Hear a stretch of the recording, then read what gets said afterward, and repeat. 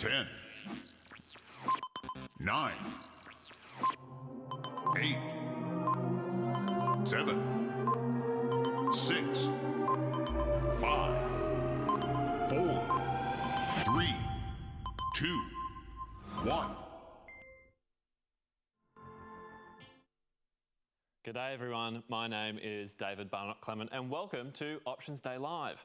Now I suspect I know what you're thinking. Why am I watching a glorified Zoom call when school's out and summer is calling?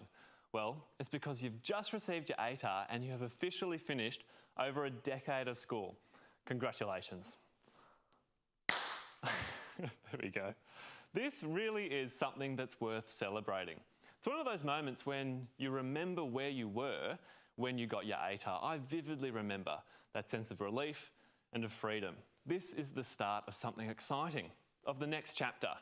But getting your ATAR can also raise a lot of questions. Now that you have this number, what can you do with it? What if that number wasn't quite what you had in mind? What are your options at a place like the University of Wollongong? So that's what today, Options Day Live, is really all about. Celebrating your achievements at the end of school, answering some of those burning questions about the ATAR, applying through UAC, choosing degrees, accommodation at uni, and also giving you an insight into what life at UOW is all about. And C, last thing we're going to do is we're going to make a jamming, funky Zoom call that slaps. Stick with us, we'll see how we go. Before we kick off, however, the University of Wollongong would like to do an acknowledgement of country.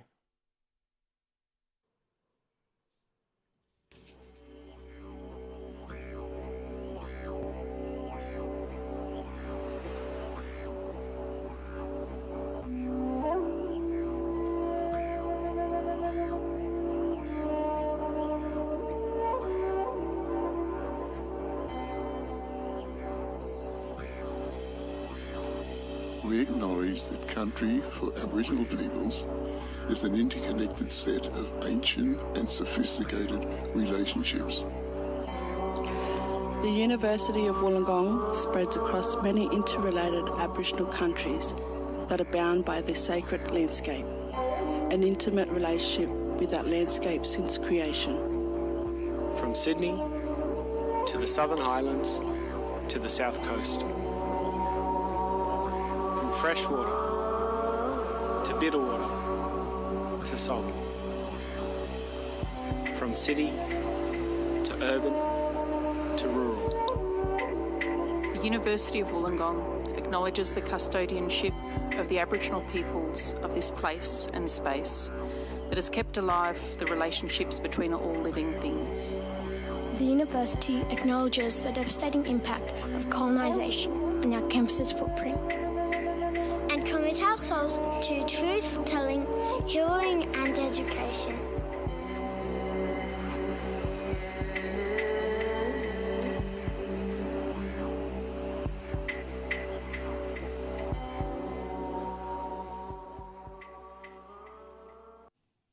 And while we're here, I would also like to extend my own respect to any First Nations people joining us today. Now, given we are here to talk about uni life, here's something you should all be familiar with, the noodle cup. Now, I've been told to tell you guys a little bit about me, but that I have to keep it short. So my producers have decided I'm going to do the good old noodle cup challenge. In 2 minutes, I somehow have to explain who I am and make a cup of noodles at the same time. What could possibly go wrong? Hot water and 2-minute noodles on live television. Here we go. So, all right, in goes the flavouring. You will have noticed that I chose beef, the superior flavour by far. I'm not sure why people choose chicken. All right, we've got our peas in. They're going over the desk. In goes the water. Okay, off we go. My name, like I mentioned, is David. Now, if anyone watching this attended UOW's Discovery Day way back at the start of this year, you may recognise me. If you don't recognise me, hopefully at the very least you recognise the moustache. Now, I'm a country boy from the rural fringe of the Sydney Basin, way out in the Great Dividing Range. I did my HSC in 2016, started studying at UOW in 2017, where I did a double in comms and science, majoring in journalism and physical geography and environmental geosciences, which basically just means rocks and trees. Since then, I've been employed as a journalist, a hiking guide, a science presenter and educator, a truck driver and logistics manager, a media advisor in Canberra, and I'm now part of fire management in national parks. I was also lucky enough to get a scholarship with UOW, a whopping 20 grand, and I spent nearly all of it on international flights to America, Southeast Asia, Europe. So thanks to my degrees, my scholarships, and even my employment at university, my life has opened up in ways it just couldn't have without going to UOW. People say that university is the best time of your life, and well, they're right.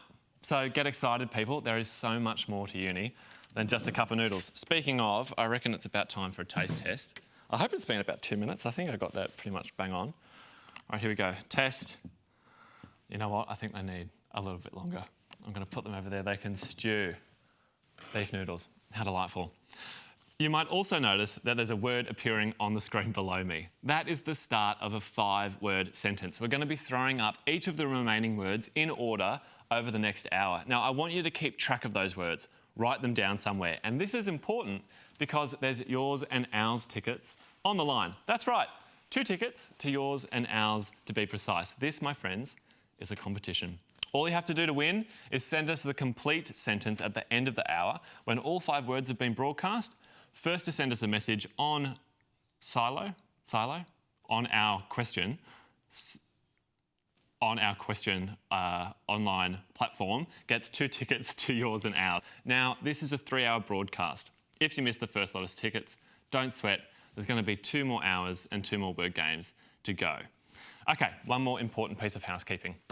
So peeps, today is all about answering your questions, and there are 2 ways that you can do this. Option number 1, send me your questions, like right now, or at any time during our broadcast. You can send us those questions on Slido. That's also where you need to send us those 5 words in the sentence. You can find that link pretty much everywhere. Check out our socials, our website, and there's a short link on the screen right now. And should you send us a really good question, we'll be calling on the services of a gentleman called Jake, who I've oft heard described as Dr. Jake. Not a real doctor. When you have health problems, you see a doctor. When you have enrolment or degree or admin problems, you call Dr. Jake. We'll be bringing him in as needed throughout the broadcast to deliver degree-saving advice and expertise. And Jake is right here in the studio. Jake, come on in. Welcome, mate. Thank you, David. Pleasure to be here. Thank you so much for being here as well. I love the mug. On brand. I love the jacket. Thank you very much. Dr. It's Jake. new fit. Yeah, smart. So, Jake, you are often the voice behind the phone when someone calls the Future Students phone line. What's the chance that if they were to call, they'd have you pick up? I'm there a fair bit. I'd say on average, when you spread things out, probably Yep. 1 in 3, 1 in 4 chance it's me. That's pretty good. That's pretty good. Very often. 1 in 3 chance to have a chat with Jake. And if you wanted to call the Future Students line, this is, of course, our second way of asking a question. What number would that be? You would call 1300 367 869. OK, we'll do a 2-camera. That number is 1300 367 869. You'll be saying it in your sleep pretty soon. Beautiful. And for some reason, it's true, people seem to fear having to talk to other people on the phone these days, but I assure you, we really are a friendly bunch. Should you think of that question after Options Day Live has ended, what I want you to do, jump over the hurdle of social embarrassment into the warm embrace of the Future Students team and people like Jake. Now, Dr. Jake, not a real doctor, is going to stay with us as we go into our first topic of the day, UAC. By now, you probably will have already applied to UAC, the University Admissions Centre, and you may already be starting to move your preferences around. But we're going to go over UAC a little bit today because preferences are really important, aren't they, Jake? They are important. So at this point in the year, students may have no offers for university yet. They may have their offers via early admission. So this is a great chance to expand your selection of offers via the UAC rounds that come about. Yeah, for sure. And there's multiple UAC rounds, aren't there? That's right. So the first one, preferences need to be in by midnight tonight. Midnight tonight? Yes, for offers to come out on the 23rd of December. And after that, every few weeks, another round will come about. Now, if you're a really keen bean, you really want to go to UOW, you're set, you know what you want to do, those preferences come into play. What's your advice there? Yes, we love those keen beans who are loving UOW and the prospect there. So they would put UOW as their first preference in the UX system because that gives them the most likely chance of getting an offer for their dream course. Yeah, and there's multiple rounds. So that means, and this was something that I remember learning at the time when I was a student. It surprised me, but it's good to know, because there's multiple rounds, you can actually end up getting multiple offers for different degrees. And then at the end of this process, at the end of the UAC rounds, you've got a whole pile, and you can kind of select which one you want to do. Is that right? Absolutely. Dream scenario is that after each round, you get an offer for your preference, take it out, put a new preference in for a backup degree or something else you change your mind to, and by the end of the rounds up until March, you have a selection of offers available to you, which you can then enrol into. Yeah, and like you said, first round, it closes tonight. Yes. At 12 p.m. Correct. So you want to have your preference locked in by 11:59 p.m. tonight. But it then extends all the way out to March next year. That's right. Rounds coming right through. Fantastic. All right, well, now let's turn to UAC and let them explain the mechanics of actually going about changing your preferences online. You can change your course preferences in your UAC application as many times as you like. But be aware that there are a few days between each offer round when your preferences will be locked. If you log in at these times, there will be a notification telling you when you'll be able to edit them again. To start, log in using your registered email address and password.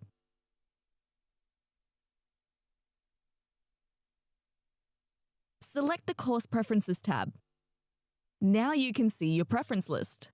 To change the order of your preferences, click on the up or down arrow below the course you want to move until the course is in the correct position. Or select the icon on the left-hand side of the screen and drag the course to the correct position. After you've made your changes, click the Update button and then the Save and Check button. To remove a course, click the X icon to the right of the course name. Confirm that you want to remove the course, then click Update and Save and Check. To add a new course preference, select Search for Courses, then the Select Institutions drop-down. Select specific universities or colleges to search for their courses or select all. Close the dialog box. Search for courses by entering any of the following: course name, course code, or a keyword. Relevant courses will be displayed. Select one or more courses by clicking on the start dates. Some courses have more than one start date, so take care to choose the correct one. Click on Review Your Preferences. Once you have reviewed your preference list and made any changes to the order, click Update and then Save and Check. If you have any questions about your application, call our customer service team or use our online inquiry form.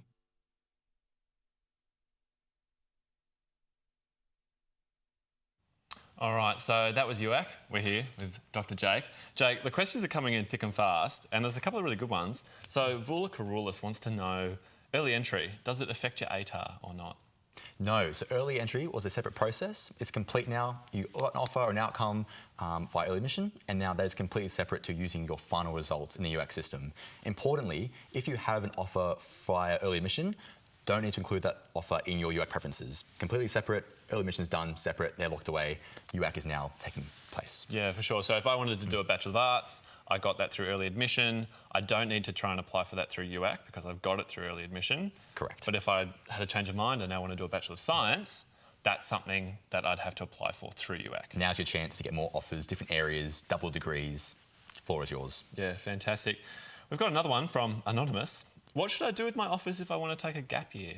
Yes, so UOW allows you to defer offers in nearly all cases for undergraduates. So you have the option to defer, in most cases, 6 to 12 months and give you time for a bit of a gap year or a gap half year.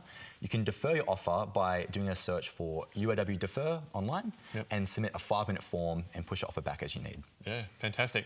We also have coming up on the screen one of our words in our, there it is, potential. Write down potential, that's one of the words in our 5-word sentence. Make sure you've got them down somewhere. Remember, once we've put all 5 words out, send us a message on Slido. I remember what it's called this time. And make sure that you do, because if you are the first person, there's 2 free tickets to Yours and Ours, Classic UOW, Yours and Ours. All right, let's go back, Jake, to some more of these questions. They're really good questions. With an early admission offer, can we change our campus? Yes, so if you want a campus revision for your offer, you're welcome to call or email our future students team and they can look at the abilities to potentially revise the offer for you and reissue the new outcome. Okay, but you're going to have to talk with someone to make that happen? You will. You need to consult, call the 1300 number we discussed earlier. What was that again? It was 1300 367 869. Yep. And our team can discuss what's possible there for you. Yeah, fantastic. All right, let's have a look. Oh, and Alexa, Brisbane, hello, will anyone be answering these questions live? Yes. Yes, we will. Of course we will. We're doing it right now. OK, we've got another question. If you didn't get the ATAR and wanted to go into sonography, what pathways are there to get to this? I'm not sure what sonography is, but if you didn't get an ATAR and you're looking to get into uni, have we got a pathway there? Yes, so you don't necessarily need the ATAR. We're also looking at HSC marks, other qualifications. So students from various backgrounds have the opportunity to apply and still be considered for our pathways like diplomas or come in even for bachelors in some circumstances. Yeah, fantastic, fantastic. So there's always options there. And of course, once you've got your offer to study with the University of Wollongong, the next thing that you're going to need to do is enrol. Congratulations on receiving your offer to study at the University of Wollongong. You're about to join one of Australia's best universities. There are a few easy steps you need to take to become a UOW student. First things first, you need to accept your offer. Simply refer to your offer confirmation email for information on how to do this. Once you're ready to enrol, head on over to Get Started and follow the prompts. Don't worry if you get stuck throughout the enrolment process. Simply look for the blue Help button on each screen for detailed instructions. To activate your student account, you'll need to use your student number and date of birth. You can find your student number in the email you received with your offer to study. You'll then need to check your personal details and confirm your citizenship. Next, you'll need to upload a photo for your student ID card. There are some guidelines to follow, so please familiarise yourself before you upload your photo. We'll let you know when you can collect your card on campus. If you're an international student, your photo will be taken when you attend campus. You'll then need to select your course and then choose how you will pay your fees. If you are a domestic student, you may have the option of paying your fees up front, or you can defer your fees and pay them later. You may like to discuss your payment options with your family or UOW staff. In order to proceed with your enrolment, please be sure to select a payment type for both tuition and for the services and amenities fee. You'll then need to select your major if you're doing one and enrol in your subjects. You can review the recommended subjects for your course on the Get Started website. Once you've completed your enrolment, you are officially a UOW student. After you've enrolled, you may need to select class times for your tutorials, seminars, practicals or labs. Check the tutorial enrolment menu in SOLS to find out when you can make your selections. Opening times for class selections will vary based on subjects, and classes can fill up quickly, so make sure you're well prepared. Don't forget, if you need any help throughout the enrolment process, you can click the blue Help button on the enrolment pages, visit the frequently asked questions on Get Started, or contact Student Central. Congratulations again and welcome to UOW. Welcome back to Options Day Live. We're here with Dr. Jake. For those who have just joined us, welcome. We've just come off the back of a video on how to enrol at UOW. Key takeaway, easier than you think. And I have Dr. Jake here, not a real doctor, the admissions / paperwork / enrolment / everything else uni guru. Jake, in your experience, what are some of the most common questions you get asked when it comes to enrolment? Well, I think the first big question on everybody's mind right now would be, how do I enrol? And we will be sending students to our UOW Get Started website. So on that page, you can find all the information you need about what to prepare beforehand and how to access the online enrolment portal so that you can go through, pick your subjects and organise everything else for your first session at uni. Yeah, 100%. When it comes to doing your enrolment, how long does that take? Is that like a lengthy thing? No, the online enrolment process is very straightforward. If you have the necessary documents in place, 10-minute process. Yeah, fantastic. And what are those necessary documents? I love a 10-minute form. Yes, so on the Get Started website, you can see the two things domestic students require before enrolling online will be the unique student identifier, which the government tracks your tertiary studies through, and the tax file number. So even if you take some time to organise the tax file number, you can actually enrol and supply that to us once classes start within the first few weeks. Yeah, beautiful. And talking of tax file numbers, yes, HEX, obviously a big part of uni. that's part of the enrolment process? Is this complicated? Or? It is. Very simple process. About halfway through the enrolment stages, you can indicate whether you would like to be using HEX help loans to pay your tuition, paying up front, or do a partial payment. If you are looking for HEX help loans, you can simply indicate, yes, I would like to, and they'll be sorted for you for the semester. Yeah, for sure. I remember when I was going through that, there was also something called SAF, which confused me at the time. Yes. SAF, Student Services and Amenities Fee. There we go. The SAF, you may recall, David, is your best friend as a student because this small fee each semester is what enables you to experience a really well-rounded, fun university experience. So it's what we used to pay for free food, you go on campus, I've enjoyed many free burgers via the SAF, fun events, stalls. It's what allows our volunteers and staff to put on really exciting, fun events for students. Yeah, I remember the free breakfast during exam period. Yes. So helpful. We've got a question coming through from Hara. Do I have to secure my offer now? What if I'm trying to make a decision between other offers since she is waiting for results later in December? Yes. Do you have to secure it off now? Or? Yeah, great question. So enrolment opened on December 2nd, but there's no need to be fully enrolled until your classes start. For most students, this will be March 3rd. But we normally advise having a decision made by February because that's when your class times and timetable subjects will open up and you can pick your Monday Arvo classes, your Wednesday mornings. So by February is an ideal time to have that organised. Okay, so during December, maybe you're shopping around for different types of degrees, maybe you're not sure what you want to do. You can gather all of those offers. They can just sit there, don't have to do anything with them. And then maybe come February, you'd want to look at then beginning the enrolment process so you've got that smooth transition into uni. Yes, I'd be comfortable waiting through December, January even, and then once we look at February, time to probably make a decision and get things organised for the semester. Yeah, fantastic. All right, let's see if we can find another question. Can you tell us about ATAR bonuses for regional students? Do they exist here at UOW? They do exist. We look after students from all areas. I know the UAC process will assess students from different backgrounds, financially, rurally, and where applicable, UAC will, in its automatic processes or being assessed, will help students out with bonus points as they are applicable. Yeah, for sure, for sure. And I remember one of the questions that I think I asked future students back when I was in Year 12 was, I was a regional student, do I have to let the uni know? How do I make sure that I get those bonus ATAR points? Yeah, so bonus points can be individualistic in some cases. It's a bit case by case. If you want to confirm what you could be eligible for, I would call the 1300 number and discuss your individual circumstances. But in general, a lot of background factors are automatically applied for. Just to ensure everything is covered that you could be accessing, give the team a call and we can run that through with you. Yeah. Pavitra on the line asks, I've received an early entry offer from UOW back in September. Can I now remove it from the UAC list or should I leave it as is? Yeah, so like we said, early admission offers, they've been given out, they're yours to take, they're done, so no need to include those in your UAC preferences. Yeah, fantastic. And then finally, we've got another one here. Can you explain what the content is within the marketing, communication and advertising major? What degree do you do, Jake? I actually do a double degree for business and international studies. Okay. So not comms and media, but all of our future student advisors love to chat about every degree. Yep. So if you want to know course content, by all means, call it, find out what's in the handbook, or yourself, feel free to look up the UOW course handbook online and you can run through each semester's subjects down to individual levels and see what's ahead for you. Okay, yeah, so you can kind of get a taste of what you'd potentially be doing later down the track. Absolutely. Great way to shop around by comparing individual subjects and seeing which one suits you more. Fantastic. Too good. Okie dokie, people. Here's what we have coming up.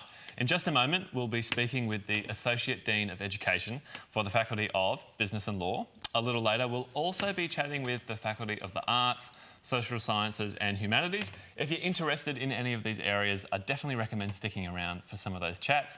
We'll also be covering how to apply to UAC. Pretty important if you haven't already got an early admission offer or haven't done it yet. And in the meantime, what even is UOW? This is UOW.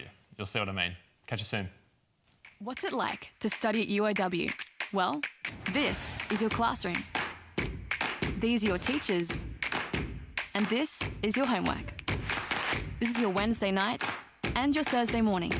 These are some of Australia's best graduates. This is having the choice of over 300 degrees, plus a semester overseas. This is 9 Australian campuses and a bunch of international institutions for those who want to say hello to their next adventure and those who aren't ready to say goodbye. This is celebrating the world's oldest living culture and welcoming heaps more. This is being first in family and last to leave the library. This is finding your purpose, then finding it again and again and again, then using it to change the world. This is almost 50 years of being a globally recognised university. But who's counting? This is UOW.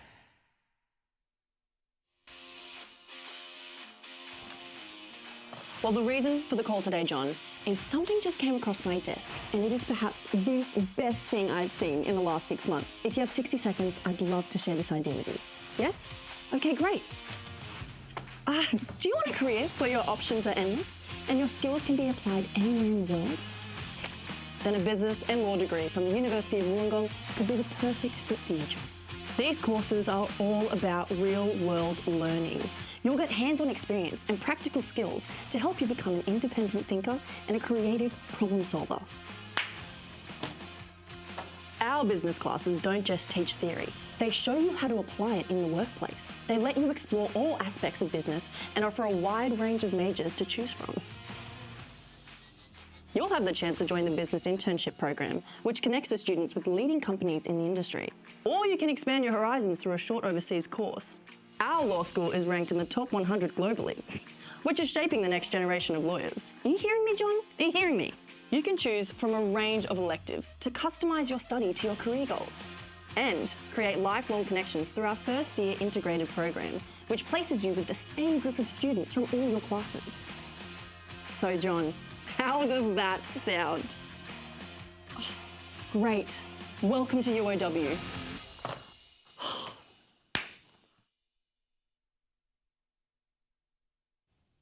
We're joined now live in the studio by the Associate Dean of Education for the Faculty of Business and Law, Professor Anne Rogerson. Professor, thank you so much for taking time out of your very busy schedule, I just heard, for coming in and talking with us.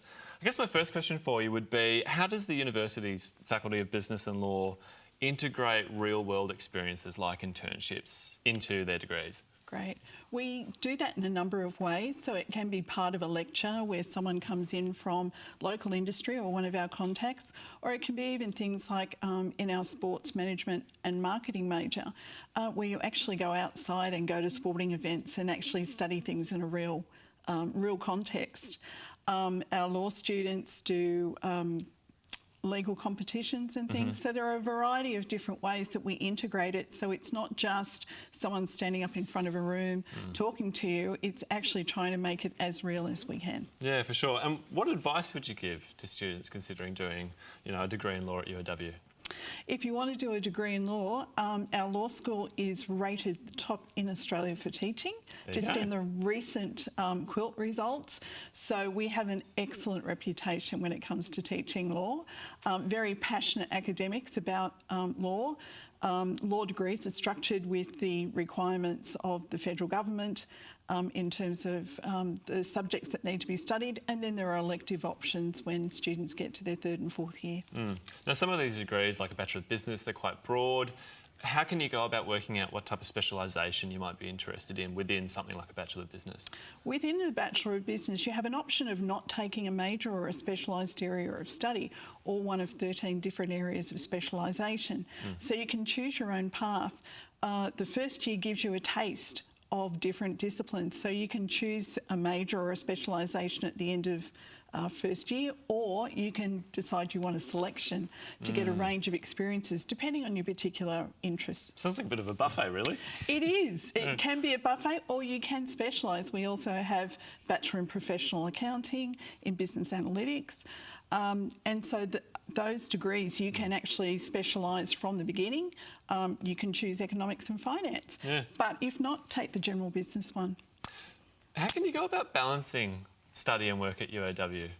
Great. Well, we've got, commencing in our 2025 year, is distance offering for our Bachelor of Business degrees. So this will be really useful to people who either want to stay close to home and study, or if they want to mix studying and work. So you can do management, marketing or accountancy by distance from 2025. There we go. So uni from home. Correct. Yeah, awesome. Now, coming up on the screen in the bottom, your right-hand corner, is a word. It's one of our words, UOW. Write this down. It's part of the competition. Remember, we've got 5 words coming up over the next hour. Send us in the completed sentence on Slido. First to do so, 2 free tickets to yours and ours, Iconic Festival. Next up, I'd ask you, what sets business and law degrees apart at UOW? I think it's the feedback we get from employers who say our graduates are work ready. We're very highly ranked by employers for having work-ready graduates, and where the content is actually meaningful. For example, in marketing, we're using a lot of generative AI as part of the curriculum, and some of our students are going into employers, and the employers are actually wanting to learn what the students are learning because it's up to date. Yes. Okay, there we go. So generative AI, it's this huge thing. It's coming out of, mostly in America, huge leaps and bounds. How much of a challenge do you think that would be, or how many opportunities does it provide for students going into these types of degrees? It's a wide range where we're trying to embed it in the curriculum so that people are prepared when they go into the workplace for the sorts of things that you can use it for. It's moving on such a quick basis.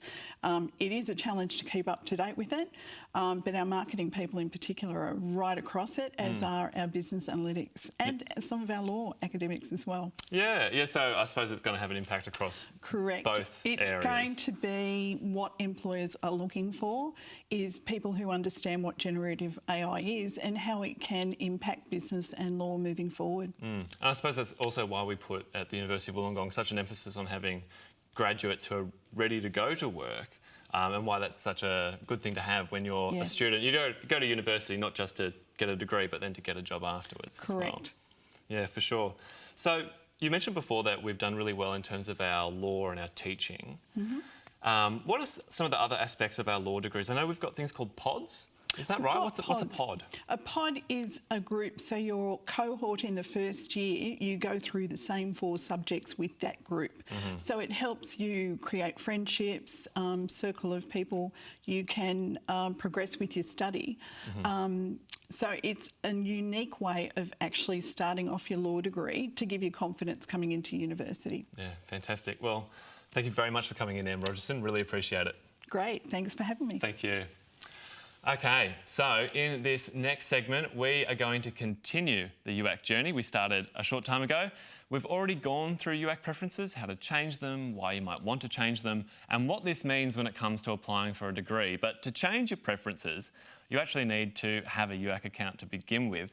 To create an account, there's 2 important numbers that you need to know. The first is your student number. This is the number that you have to write down on all of your HSC exam booklets, so you should be able to recite that one in your sleep. The second is your UAC number. This was sent to your email earlier in the year, so if you don't have it written down anywhere, don't sweat.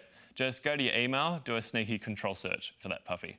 Now, in a moment, I'm going to let UAC take it away and explain how to make all this happen, but don't go anywhere, because then we'll be rolling into a conversation with Professor Julie Kiggins. She's the Associate Dean of Education for the Faculty of the Arts, Social Sciences and Humanities. So think comms and media, journalism, stuff like what I'm doing right now, visual arts, history, all the good stuff. But for now, here's the University Admission Centre on how to actually apply for UAC if you haven't done so already.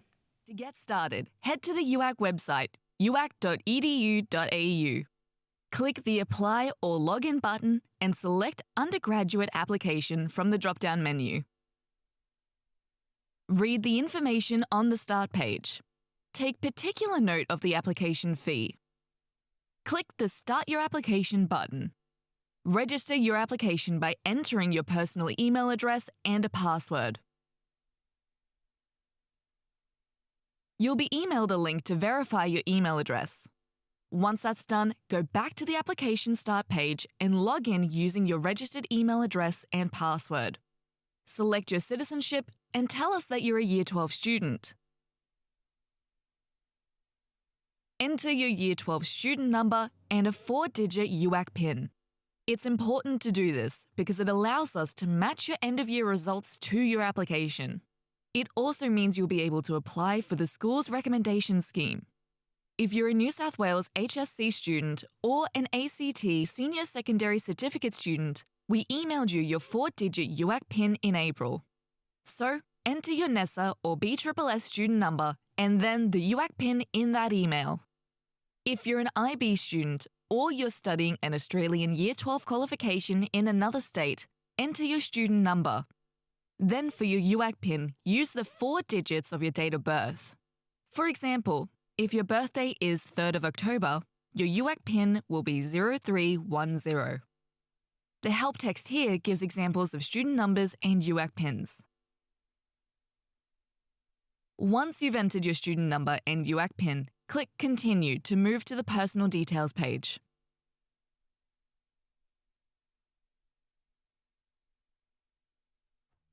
Excuse me. Yes? One ticket to Arts, Social Sciences and Humanities, please. Absolutely. There you go. Thank you. Right this way. Are you the next star of the screen or stage? At the University of Wollongong, we don't just teach art. We create artists. Whether you're dreaming of a career in music, creative arts, theatre or media, we'll help you unleash your talent. You'll hone your critical and creative thinking skills through real-world projects. Enjoy our cutting-edge tech, the same as the pros use, to build a professional portfolio that will wow future employers. You'll learn from practitioners who have decades of experience, giving their insider knowledge. Plus, UOW has partnerships with creative industries so you can start to build your network while still at uni. Wait. I thought this was the arts, humanities and social science. What about the other two? I think it's time for a scene change. Social science and humanities is an umbrella for a range of different degrees, from education to psychology or politics and social work. These study areas focus on building a better life for everyone, especially those who need it most. Research underpins a lot of what you'll study here at UOW. Your teachers are at the forefront of their fields. They're published authors and leading researchers, so you'll know you're learning from some of the best. Plus, students have access to some of Australia's leading institutes which partner with UOW. Like the Early Start Facility, where research, education and community come together to empower the next generation of students. And to top it off, work-based placements are built into our degrees to ensure you graduate with real-world experience. So what did you think? Incredible. Good job. Hello and welcome back to Options Day Live. Dr. Jake is joining me on the studio lounge. We're going to have Associate Professor Julie Kiggins up with us in just a moment. In the meantime, Jake, we've got the questions that are coming in thick and fast. Excellent. So I thought we'd bring you back by popular demand. So I've got one here from Cleo Ong. I think I already began enrolment in my selected course. Today I received an email from UAC with an offer to the same course. Should I ignore the UAC offer and keep enrolling through the current enrolment? Well, I wouldn't ignore an offer. Obviously, we're trying to chase those, and having one come through could be a great thing. I would confirm in the UX system what the offer is, where it came from, and if you want to confirm about your enrolment with UOW, I would also check with our team as to where you are in the process and whether you should proceed with different offers or finish enrolling. Yeah, for sure. Lovely. All right, next one. Do the scholarships for students who have relocated apply to accommodation expenses as well? So our scholarships, most of them just come as direct funds to your bank account. So you're not necessarily prescribed, with how you spend them. So students get some agency over how they use that money. Yeah. Before I mentioned that I got a scholarship and that I spent it on plane tickets. Yes. Which was great, but it's true. If you get a scholarship at UOW, generally the funds aren't tied to a certain type of use, are they? That's correct. It comes through to your bank account and by all means use it for expanding your travel experiences, going on exchange, doing whatever you feel can suit your needs, including accommodation, if you please. Beautiful. If I didn't get an ATAR, how do I get into nursing? Yeah, so we offer a number of pathways into our nursing program. If you have HSC marks, those can still be considered in the system as part of UAC preferences. Otherwise, if you're looking at a non-HSC ATAR pathway, the Diploma of Nursing via the UOW College could be a great pathway into the bachelor's after the first 18 months or so of a diploma. Yeah, I think the main message coming out of all of this, though, is that if there's a will, there's a way, right? Absolutely. Pathways exist. If it's not your first attempt, there's options down the track, diplomas, college. It can all work towards putting you into your dream position at some point. Yeah, for sure. OK, here we go. What about, I want to go on exchange. How long do you need to study domestically before you can then, jump on a plane and go study somewhere else overseas? Yeah, most of our exchange experiences require that you've completed your first year of study here at campus. After that, chat with our overseas global student mobility team, OGSM, and they would love to talk you through our over 45 partner countries, 250 universities, so many choices available. So after the first year, by all means, look ahead on the website and see where you could end up. Yeah, fantastic. I've got a question here. It's quite specific, but I think it points to other routes of getting information for students depending upon where they are in the enrolment process. I can't select Chem 102, it's a chemistry subject, as a subject due to prerequisite issues. When can you enrol? So this is more of a current students issue, is that right? That's right. For prerequisites, you can consult the current students team, which is very simply 1300 Ask UOW, their phone number, and they can talk you through which subjects you need to complete in order to satisfy provisional enrolment or prerequisites. Yep, fantastic. Here's another one. I've started my enrolment, however, I didn't complete all my details, TFN, etc. Yes. You mentioned this before. You can go back in, can't you? Yes. So your tax file number, we only need by the census date, which for the first semester next year will be the 31st of March. That's like the cutoff for organising your fees and payments. So TFN by then, that's fine. Yeah. So this is a question from Joshua Arnold. He asked specifically, how do you actually log back in to provide those details? Yeah, so after you complete the enrolment portal, that will be closed up and done, and then any information you need to supply to UOW can be done through your SOLS account, your Student Online Learning Services platform, which is your home base for UOW correspondence. Yeah, for sure. And then, I really like this question. Is there plenty of parking at the Wollongong campus for those travelling with no good public transport options? Yes, great question. Parking is always an interesting one. So there is plenty of parking on campus. They're typically just pay-as-you-go ones. Otherwise, on the surrounding streets, including near the beautiful Botanic Gardens right across the road, plenty of free parking. So students with no public transport are welcome to come and use that for free. Yeah. So during my first year, during my first semester of my first year, I was driving to the uni, I think it was 4 days a week. So lots of driving. Parking was a big problem. And I found just on the other side of the Botanic Gardens was a great place to park. You had all-day parking. You could then take like a little sneaky walk through the Botanic Gardens. Lovely way to start your day, lovely way to end it. And of course, you can also park a little bit further out and catch our free bus. Yes, the shuttle buses are fantastic. They run on loop very frequently from our bus stations at campus and can connect you to the city, other campuses, the train station. So the shuttle bus is a really fantastic option. Beautiful. Well, Jake, thank you so much again for answering all of our questions. Everyone will be back with more content from Options Day Live in just a moment. What's it like to study at UOW? Well, this is your classroom. These are your teachers. And this is your homework. This is your Wednesday night and your Thursday morning. These are some of Australia's best graduates. This is having the choice of over 300 degrees, plus a semester overseas. This is 9 Australian campuses and a bunch of international institutions for those who want to say hello to their next adventure and those who aren't ready to say goodbye. This is celebrating the world's oldest living culture and welcoming heaps more. This is being first in family and last to leave the library. This is finding your purpose, then finding it again and again and again, then using it to change the world.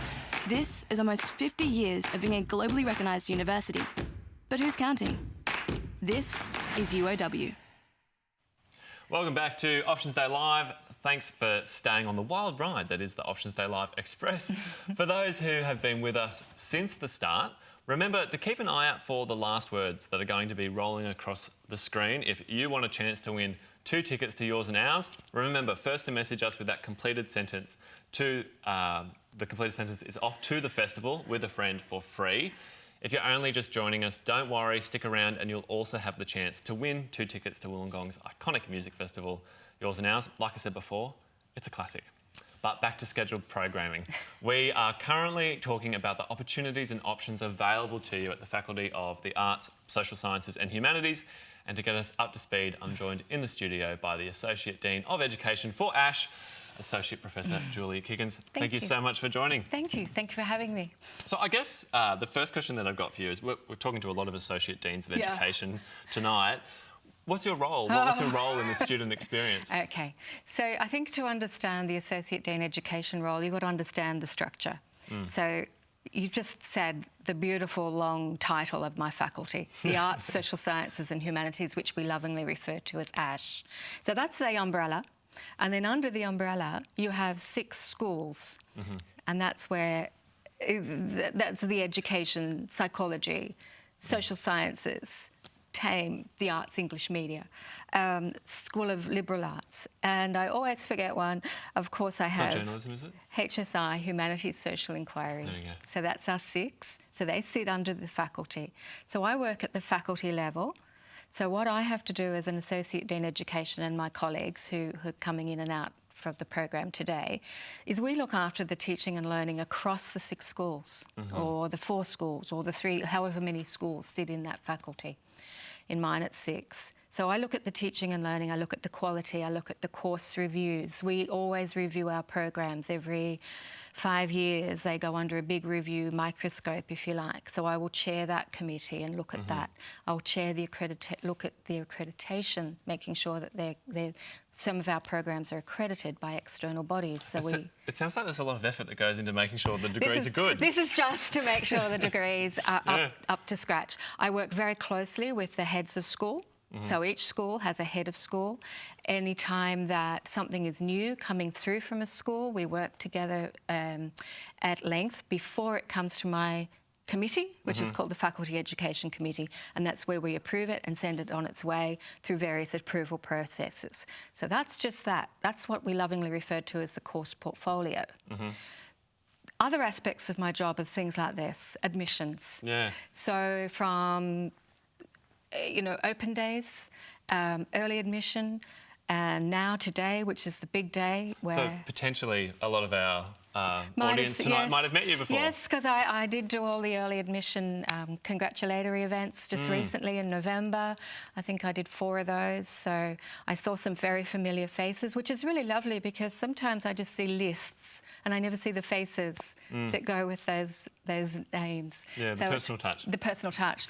So this is another part of my role, and so I'm looking at admissions, and I will work on admissions now right through until the end of February. So this is my busy season. For sure. I think my whole year is a busy season, but as far as admissions goes, this is it. We're in full swing now until the end of February. For the students looking ahead to next year, what are some of kind of the innovative programs or initiatives in ASH that you're proud of? So ASH has 85 degrees.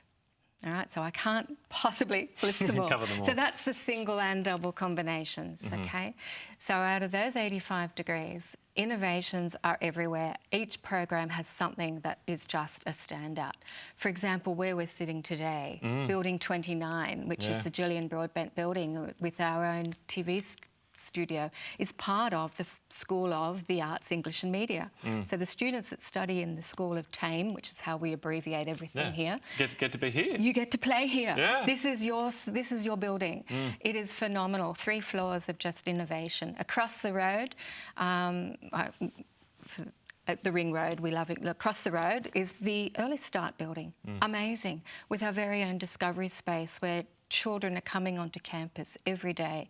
If you're studying a Bachelor of Education, you're going to be hovering in and out of that building. There's teaching rooms on the 2nd and 3rd floors of that building where you can see from the gallery the children playing in the discovery space. It's just delightful. So a lot of opportunities. A lot of opportunity. If you're in psychology, we don't forget you either. There's a wonderful program called Psychology in an International Context.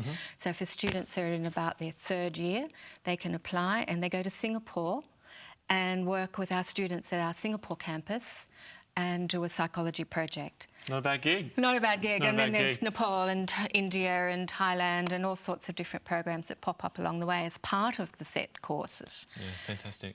That's just a little bit of what we can do. Now, for people watching, there'll be a word popping up soon on the screen. So remember, this is one of our 5 words. One of our 5 words will be popping up. There we go, pathways. I can see it. So write down pathways. Remember, to be in the running for those 2 free tickets to Yours and Ours, you've got to get all 5 words for the hour. Send it through to us on Slido. First on Slido, you snag the tickets for you and a friend.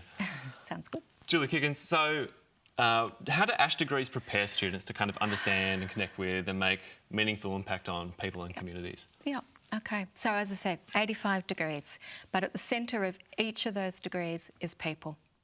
So all of the degrees that we offer are about working with people, understanding people, teaching people, entertaining people, communicating with people, helping people.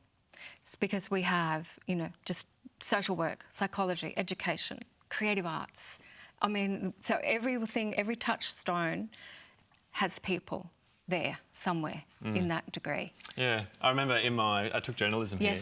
And Sean Burns, shout out to Sean Burns. Oh, yeah. You're a great mate. Always He's taught me. He's my car park buddy. There you go. Yeah, we park alongside each other. He always said to me, stories are about people. Exactly. Yeah, and I'd imagine, so this is like a faculty-wide thing, I suppose. Exactly. Yeah. I mean, everything we do is about people, little people, up to, elderly. The whole lifespan, if you like, because our early childhood degrees and looking at 0 to 5. Yep. The education of 0 to 5. Our social work students are working with people at different ages and spectrums. Our psychology students are working again, ages and different spectrum of, and of course, we can't forget our art students who are critically analysing, reading, debating and getting into critical thinking and doing all of that lovely sociological debate, And then finally, I suppose, what advice would you give to students who are, particularly when it comes to deciding on what to do? Yep. Do what you want to do, okay? So at the moment, if you have received an ATAR that is, wow, I didn't think I'd get this, I could get into law now. No offence, but if you don't want to do law, if you've never wanted to do law, don't jump into it because that's what your ATAR is going to buy you. Be sure to follow your passion. If you've wanted to be a teacher since, you can remember, and that's what you've been aiming for, then thank you. And thank your teachers because they got you where you are today. You can do that as well. I think you've got to be really careful with your preferences and you put at number 1 what you really, really, really want. And at number 2, you put what you really, really want. And number 3, etc., etc. If you don't get what you want, have another go. Try something different. There are ways of coming into university. You will be talking about pathways, I'm sure. But there's also, you can start in a degree, prove your mettle and transfer after a good 12, after your first academic year, for example. So don't, but always put what you really want to do at number. It is your education. It is your degree. Some very good advice. Professor Julie Higgins, thank you so much for coming on. You're welcome. Thank you. Now, what is in store for the next hour or so? Well, a lot. We'll be discovering UOW's global footprint, having a chat about UOW College and pathways to university. The University of Wollongong also offers courses outside of Wollongong, so we'll be covering what study options might exist just around the corner from your place. As it seems, we're everywhere. Dr. Jake, not a real doctor, will be back by popular demand to continue answering those burning questions you might have. And if you're a future engineer, definitely hang around. We'll be speaking with the Faculty of Engineering and Information Sciences about the options that exist for you at the University of Wollongong. And if you happen to have just tuned into Options Day Live, welcome. You should know we are about to begin the second round of the Yours and Ours Music Festival ticket competition we're running. Now, for new people here, there should be a word appearing on the screen below me. Discover. That is the beginning of a 5-word sentence, and we'll be throwing up each of the remaining words in order over the next hour. It's important to keep track of those words because there's Yours and Ours tickets on the line. 2 tickets to Yours and Ours to be precise. All you've got to do, send us the complete sentence at the end of the hour when all 5 words have been broadcast. First to send us a message snags 2 free tickets. Now, this is a 3-hour broadcast. We're currently heading into hour number 2. If you miss this next set of tickets, don't sweat it. You've got one last final chance remaining. Now, I don't know if you've noticed this yet, but we're actually pretty keen to get these tickets out the door, so start the note-taking.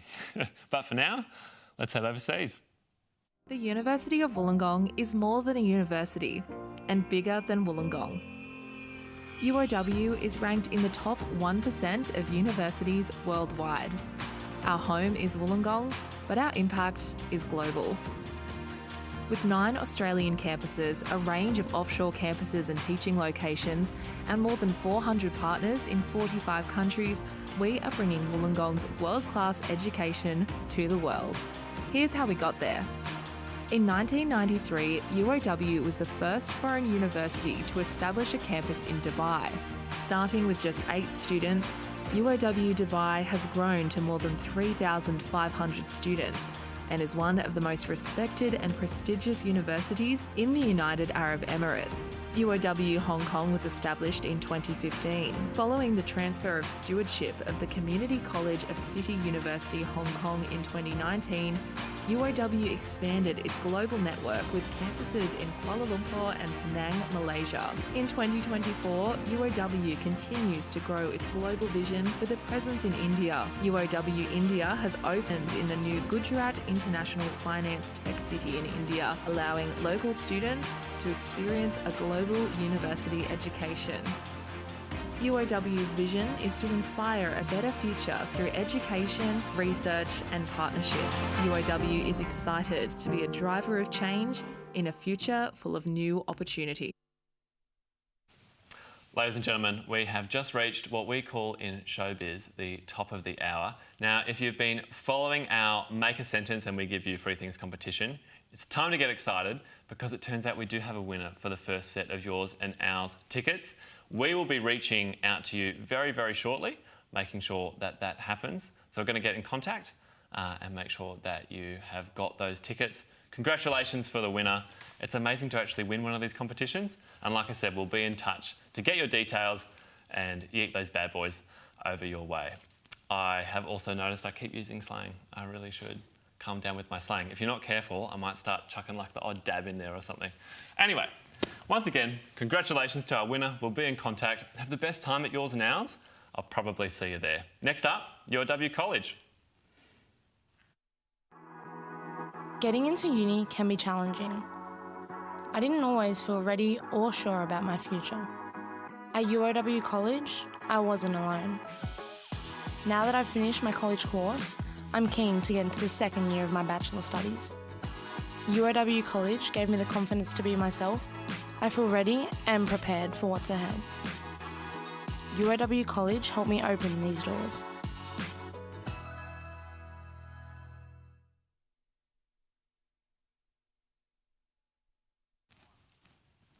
And hello again. We've just come off the back of a UOW College video. The reason why we're talking about UOW College is because your ATAR, it can be exciting and rewarding and satisfying, but for a lot of my friends and classmates, I remember it was stressful and sometimes disappointing. You may not have got the ATAR that you wanted. You may not have got the ATAR that you think you need. Now, the first thing that I want to say is that the ATAR is a globally recognised educational achievement. So that's something to be super duper proud of. Getting that ATAR, no matter what that number ends up being, is something that you can be proud of because of the amount of effort that you've put in. And it's a qualification that you've now got for the rest of your life. So it's not actually the end of the world. It's not all doom and gloom. I also went to school with someone who got an ATAR of 94 and was still disappointed. Success is sometimes a bar that you set for yourselves.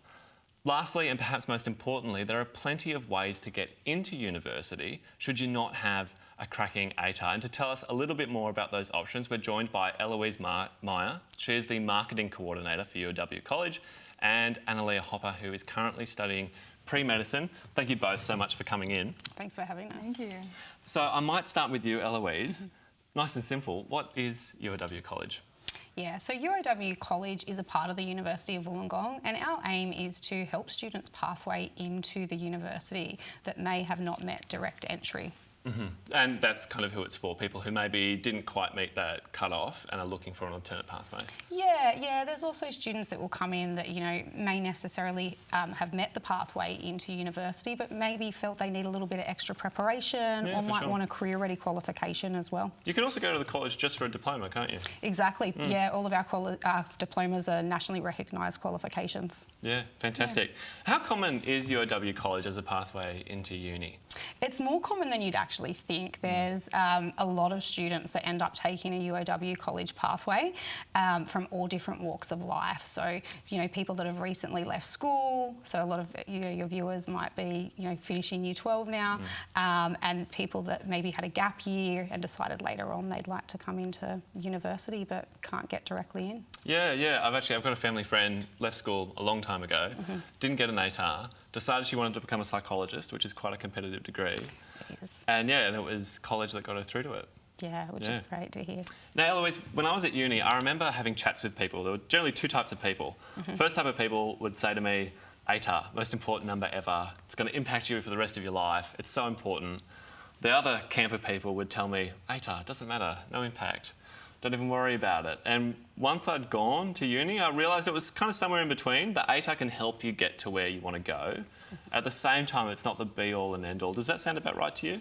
Yeah, look, I completely agree. I think it's sort of somewhere in the middle there. Obviously, ATARs are going to open up that door for you to get into university, but it really isn't the end. You know, if you don't have the ATAR that you need, or if a student doesn't go for an ATAR, that doesn't mean the door to university is closed. This is why university, like the UOW College, exists to help students get into university. And in the end, you know, your ATAR doesn't define you, like a lot of people, you know, would have told you. I myself didn't get an ATAR and went on and did a university degree. So yeah, it does open doors, but it's definitely not going to close any. Yeah, for sure. Now, Analia, you're studying pre-medicine, and you went through the UOW College pathway. Yeah. Can you tell me a little bit about that? What was that like? So I started the college, my Diploma of Medical and Health Science, in 2022 after I had done some preparatory subjects. So I'm a US citizen, and halfway through year 11, I started to think about what I wanted to do tertiary. I'd always known since I was like 12 it was going to be in the sciences. And then I stumbled across UOW College, and I was like, wow, this seems to check every box. I'll get it done in a year. I'll have a diploma because I want to finish high school. I'll get that niche qualification, and then I can go straight into my second year and pursue it like anything else. So I did preparatory subjects in the summer session of 22, and then I went on and did my diploma. There's so many great people at the college. The cohort is a lot smaller, so where you won't have like a 500 class group of people, you might have an individualised 30 class for 30 students where you get a lot of support, and you just make a lot of friends because you all know each other. And then after that, I went to second year of Bachelor of Medical and Health Sciences. Did that, continued to do well so I could transfer into pre-med and get where I wanted to go ultimately. Yeah, for sure. Do you want to become a doctor? Is that the goal? Yeah, doctor's definitely on the cards, but anything in allied health, where I'm seeing where it takes me, I'm judging it out at the moment. Yeah, for sure. What's your biggest piece of advice for a student who maybe hasn't got the ATAR that they wanted today and is thinking about what to do next? I think it's really important to remember that although it can be seen as really important, the ATAR, there is so much more than your ATAR. I'm a firm believer, and I tell everyone that if you want something, you can get it. I think everyone I've come across in this tertiary setting, the people that do the best aren't the smartest, because you don't get into uni knowing all the stuff that you'll learn. It's the people that put the hardest work in and really strive for it that achieve the best results. But yeah. Yeah, for sure. Pretty well put, Eloise. I imagine you'd agree with that sentiment. Any more advice that you'd give? I think Annalie really, you know, covered it there. But yeah, I completely agree. You know, success isn't one straight line. There's many different ways to get where you want to go. Yeah, and lots of happy stories tend to come through UOW College. Lots of great stories. A lot of successful students as well. You know, we've got students that you know, didn't get an ATAR, maybe they didn't finish high school due to personal reasons, and they've gone on to become doctors, lawyers, and do great things. So. Yeah, fantastic. And I think we actually have a testimonial about UOW College. We'll have a look at that and we'll be right back. Sometimes that bridge between high school and university feels long, but UOW College made it easy to cross. I didn't get the ATAR to get into uni, but I still knew what I wanted to do. So UOW College was able to sort me out with a packaged offer. This basically guaranteed my pathway into the second year of a bachelor. It was a huge relief to find out I wouldn't lose any time. And when that second year kicked off, I'd already spent my first year on campus, so it was all seamless. If you could use a little support on where you need to go, UOW College is right here, ready to lend a hand. Welcome back to Options Day Live. I'm here on the couch with Eloise and Analia. One of the things that was mentioned in the testimonial just then was the fact that you're so often on campus with all the other students at university. Analia, was that your experience? You were going to UOW College at UOW? Totally. Yeah. I think I knew the campus more than some of the university students better because I was here so much. But yeah, I love to take advantage of the library. It's so many great resources, and you're just in and amongst it, getting to know everyone, which is really nice. Are there any misnomers or misconceptions about UOW College? I think that a big misconception with UOW College is that students that go there are students that couldn't get into university or couldn't get an ATAR, but that's not necessarily true. As I sort of mentioned before, students from all different walks of life go into UOW College, and it's not always necessarily about how intelligent they are. You know, some students can have some setbacks at school in their young adulthood, and that stops them from getting into university, but that is not a measure of how successful they can be if they do decide to go on. So I think that's a huge misconception there, and yeah, just that's one that I would like to be sort of broken and understood. For sure. And UOW College, has it grown over time? How have you seen it change while you've been there? Yeah, UOW College has grown a lot. UOW College has been around for about 36 years, so since 1988. And what we've found is that more and more students are becoming aware of this pathway, and more students are choosing this as an option for them instead of going directly into university, because they do get that extra support at the college. And as Annalia mentioned before, you get that extra one-on-one support because of the smaller class sizes, and some students need that. Yeah, for sure. And Annalia, you've started at UOW College. You made it all the way through to pre-med, which is very impressive in and of itself. You've got to have some like cracking study tips for all of the almost uni students out there in the audience today. What's your method? What's your secret? My secret? I'd say two things are my go-to. There's this application called Anki, and I think most pre-med students would tell you about it. It's just like a flashcard, constant active recall. And then I think it's super important to get to know people in your class. For example, last semester for biochemistry and pathophysiology, we spent literally like maybe 10 hours a day writing on whiteboards, studying. So get to know your friends and have fun while you study, and you'll start to learn and not realise you're doing it. So flashcards? Yes. Is this on your phone? Yeah, it's like you can have it on a computer or on like a Apple device, but you make them. And I think the big part of memorising is making the cards. Sure.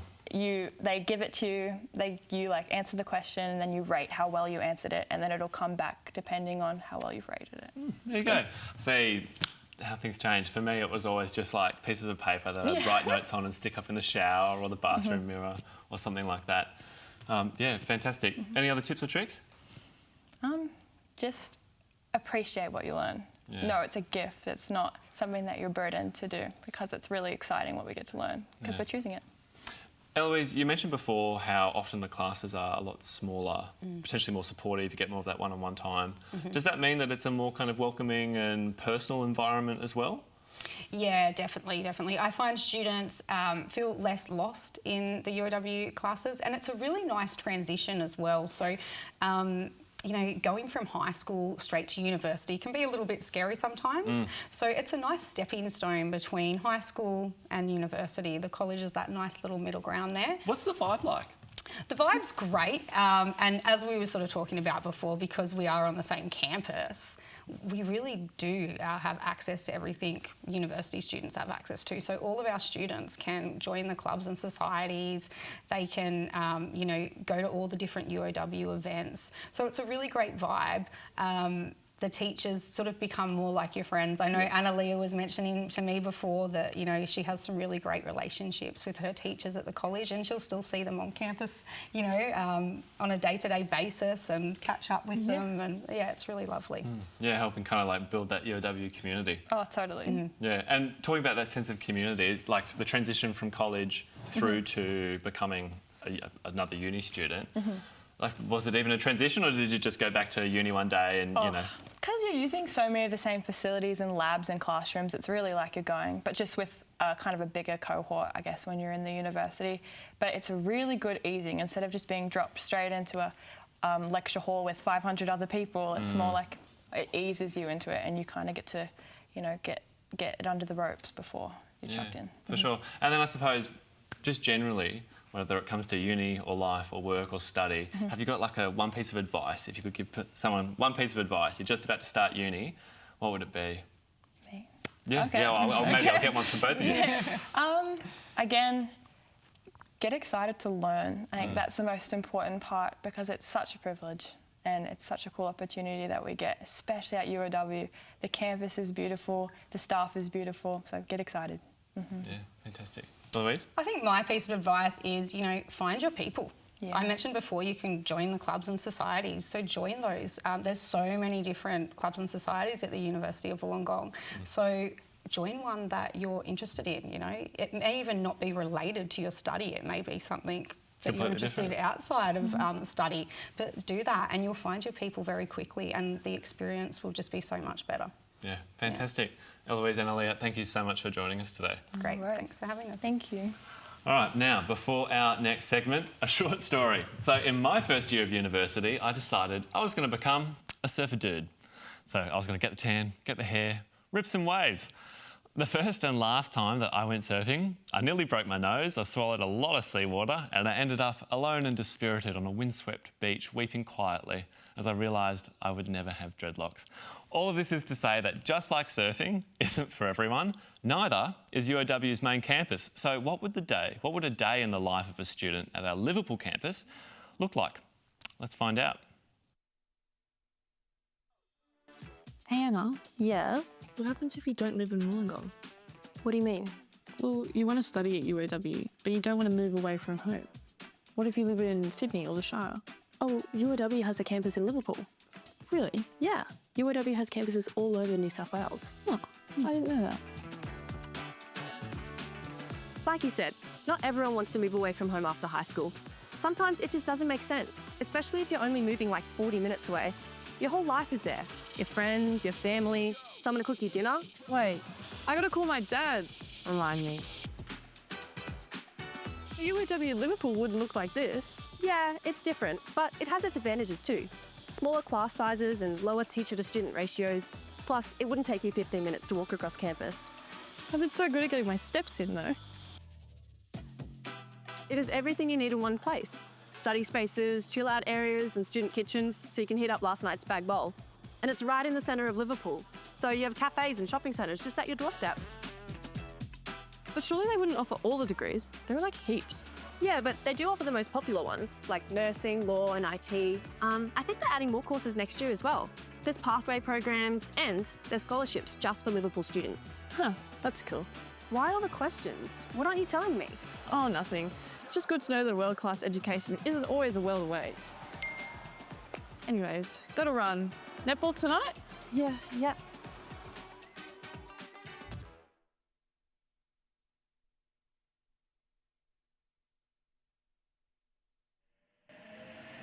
Hey, I'm Bethany. I study a double degree of Law and International Studies at UOW's Liverpool campus. I live west of Liverpool and catch the train to uni. Liverpool campus is really close to the station. It's really easy to get to no matter where you're coming from. UOW offered the course I wanted and appealed to me in general because of the vibe of the staff and the students. I went to campus for the first time for my early admission interview and I loved the feeling of being there. I like to get to uni 30 to 40 minutes before class starts so I can get some extra work done and to chat to friends. The size of the campus means there's plenty of opportunities to get to know your lecturer one-on-one.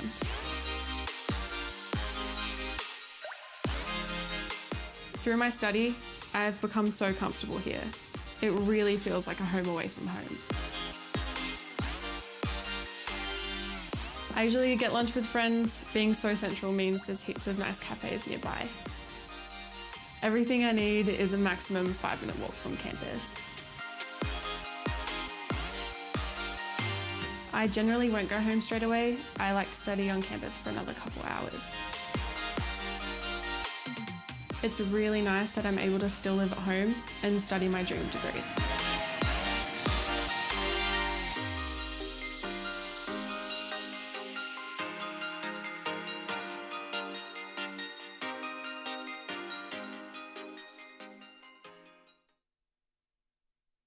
We're joined now by Professor Louise Hickman. She is the Pro-Vice-Chancellor, Health, Sydney campuses. Professor, thank you so much for joining us today. Thank you, David. Now, first question, most important question. Can you surf? I would love to say I could, but it is something that's on my bucket list. And at some point in the future, when I have a bit more time, I'd like to give it a go. But currently, no, I am not surfing, particularly in Liverpool. Yeah, that's fair enough. That makes two of us. Why did UOW decide to open a campus in Liverpool? UOW worked with key stakeholders in Southwest Sydney from as early as 2016, and our campus opened in 2017. It was a bit quieter during COVID, and then after COVID, we've increased from around 600 students to about 1,400 and 1,500 students in the last couple of years on the campus. So there's obviously interest there? Southwest Sydney is a massive geographical area. It is a number of smaller communities within one area. It's very diverse, it's exciting, it's dynamic. But within Liverpool in 2016, there was not a university campus at all. So University of Wollongong was the first university to put a campus within that LGA area of Liverpool City, is to listen to the key stakeholders and listen to the community about what they want. And there is a real need from the community that they have voiced that they deserve choice. And they deserve the ability to decide whether they want to commute 2 hours each way into the city to go to another provider. And they deserve the choice around having more than one option available to them, as many areas in Sydney have multiple universities available to the potential student cohorts, whereas in Liverpool, that choice up until when Wollongong was there with Western was not available, and people had to travel significant distances to attain the opportunity or access to tertiary education. And I understand that our campus is about to be replaced by a brand new one. We're opening another campus, a new one in Liverpool. Can you tell me about that? Super exciting. It's so our campus currently in Moore Street was always a temporary location whilst we got ourselves into a position to build or move into a new facility. We've been extremely fortunate to work with the local council and move into Civic Place, which is a beautiful building. It is just down the street. The facilities in the 6-star building are incredible. And our students from the end of 2025 onwards will just have this incredible campus experience whereby they can be in the new building, and they're also right next door to Liverpool's state-of-the-art public library, which has an art gallery and learning spaces and books.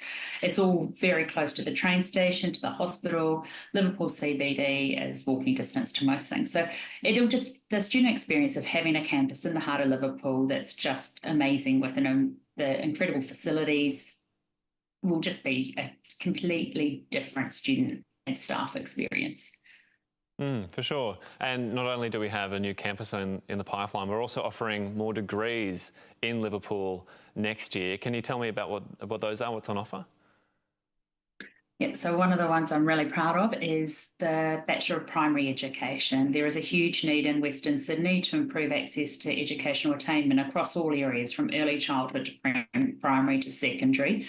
And we've been really responsive to the community's voice and needs, and our state and federal and local government members who have all asked for us to provide more educational opportunities. So up until next year, we had no educational offerings available in the centre of Liverpool for the community. We are starting with the Bachelor of Primary Education, and we've had a lot of interest already, and we've fast-tracked our entry to the market there. So we will have students from the start of 2025. So, Professor, 2 other degrees that are going to be new in 2025 are Criminology Law and a Bachelor of Technology. Can you describe what those are for me? Really excited. So we've had a lot of interest from our stakeholders on the ground to expand our law offerings and other degrees that can go alongside it. So there has been a lot of interest in criminology law. So that's a double degree available from 2025, and then it'll be criminology standalone from 2026. The Bachelor of Technology, Western Sydney is increasingly becoming a hub for Australia in the economy knowledge region in this space and technology, and this degree is an exciting first step for the University of Wollongong in Liverpool. Now, if you're a student and you're looking to go and study at UOW in Liverpool, what are some of the benefits of going to that campus? So the majority of our students live locally, and if you talk to them, they will tell you that the benefits are it's very close to home. So they can get on and off campus quickly. It gives them scope to work, live and study locally. So a huge number of people in the Liverpool LGA travel to go outside to get work outside, and the travel is significant. So your life-work balance or your life-study balance by virtue of studying in Liverpool is significant. We also really work hard with our timetabling to ensure students have their classes pulled together, which gives them flexibility outside the campus. You're also in a community with friends and family that people you've been to school with. If you're a non-school leaver, it's other key stakeholders that you know in your local community. So it's an intimate campus. Everybody knows everyone. You've got people doing a diploma through to people doing a PhD, all co-located, having tea and coffee for breakfast together. It is very much a community and everyone supports each other, and it's extremely diverse, but it's also really exciting and so inclusive. And then finally, what's a piece of advice that you would give to a prospective student when it comes to uni or life or work? What's a tip or trick that you have for them? Not to be scared, to lean in. At Liverpool, there is always help. There's always people on the ground. You've just got to shoulder tap one of them and they will make sure you get to the right person to meet your needs. To actually lean into opportunities within your student cohorts, we have lots of significant industry collaborators who really want to support our students to succeed. Fantastic. Well, thank you so much for your time today. Much appreciated. So, you've just finished the HSC and want to study at UOW next year? Great choice. Here are some of the common questions we get from future students. Let's go. So, how do I apply? High school students can apply through the University Admissions Centre, or UAC for short. You can list up to 5 courses in order of your preference. So say your dream degree is a Bachelor of Nursing. You'll list that course as your first preference. So, I got an offer. What do I do next? We're so excited to have you, but there's a few things that you should do first. Now's a good time to start thinking about what subjects you're going to take in your first semester. Your course handbook will help you with this. Then you should choose your photo for your student card and should probably have a think about your fee options. Then you can enrol online. I didn't get the ATAR I needed. What are my options now? Firstly, take a deep breath. There are plenty of ways you can get where you need to be. If you didn't get the ATAR you wanted, you could apply for a pathway program through the UOW College. Most programs actually guarantee entry into the first year of a UOW degree upon successful completion. Do I need to go to uni every day? You don't have to. You have the freedom to choose your own timetable. Lectures usually run twice weekly, so you can pick what times work best for you. Seminars, labs and tutorials are always offered at multiple time slots. Some people like to do it across 1 or 2 days, and others like to spread it out across the whole week. It just depends what fits your schedule. How do I pick my tutorials and classes? Once you've chosen your subjects, you can choose your class times. The timetable is released a few weeks before orientation, so it's a good idea to keep an eye on the student online services. It's a great time to start planning your timetable and checking for any clashes. Make sure you enrol as soon as possible, just so you get the times that work best for you. If you have any more questions, our Future Students team will be here to help you. See you soon! Hello and welcome back to Options Day Live. I'm here with Dr. Jake. Also, a huge thank you to Jess and Anna, our roving reporters, fixing things on campus. As you might have guessed from the last video, we are now talking enrolment. I remember enrolling in my course and being super stressed out. Obviously, you don't want to make a mistake. I also remember being surprised at just how easy it is. And to take us through it and answer more of your questions, we have brought back, of course, Dr. Jake. Not a real doctor. Jake, thank you so much for being here, mate. My pleasure, David. So, enrolment, it's not that complicated, is it? We have talked about this before. We have, yes. It's a very simple process. Everything can be done online, so no need to visit campus. Online, go to the UOW Get Started website. All the steps for enrolment, including the online enrolment portal link, are all there for you. Yeah, lovely. I have also noticed that our height differential is off a little bit. There we go. That's a bit better. That is a little bit better. There we go. So, we've had questions coming in. And this is a really good one. Part-time jobs. How hard is it to find a good part-time job in Wollongong? Very accessible. I would say you're probably in the minority if you're not working a part-time job or casual job while you're studying. Very common trend for uni students. And part-time jobs also exist on campus as well. Whether it's at one of our cafes, student ambassador work, peer tutoring. You can get a job close to home as well if you're on campus. Yeah, and if you're super, super lucky, you can also get a job for the university. They do. Yes. They do employ students. They do. Like our type of work on student ambassadors, talking to students, recruitment, those jobs exist, as well as, like I said, peer tutoring and other internal programs are great employment opportunities for uni students. Yeah, fantastic. Speaking of great opportunities for uni students or future uni students, we have popping up on a screen another one of those words, part of our Yours and Ours tickets competition.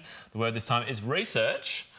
Very in theme. I like it. Write down research. Make sure you've got your 5 words once they're all out in their broadcast. Send it to us on Slido. Be the first to do so, and you get 2 free tickets to Yours and Ours. Jake, deferring. Some students want to defer. Maybe you want a gap year. How do you do that? Yeah, so deferring, you can look at putting your degree off for 6 or 12 months. Some degrees have different requirements for what you can do, but in most cases, 12 months is usually applicable. Yep. To do that, you do a simple search, Google UOW defer, fill out the form there, takes 5 minutes, and we can issue you the deferred offer. Yeah, great. For up to 12 months. Do you know anyone who deferred?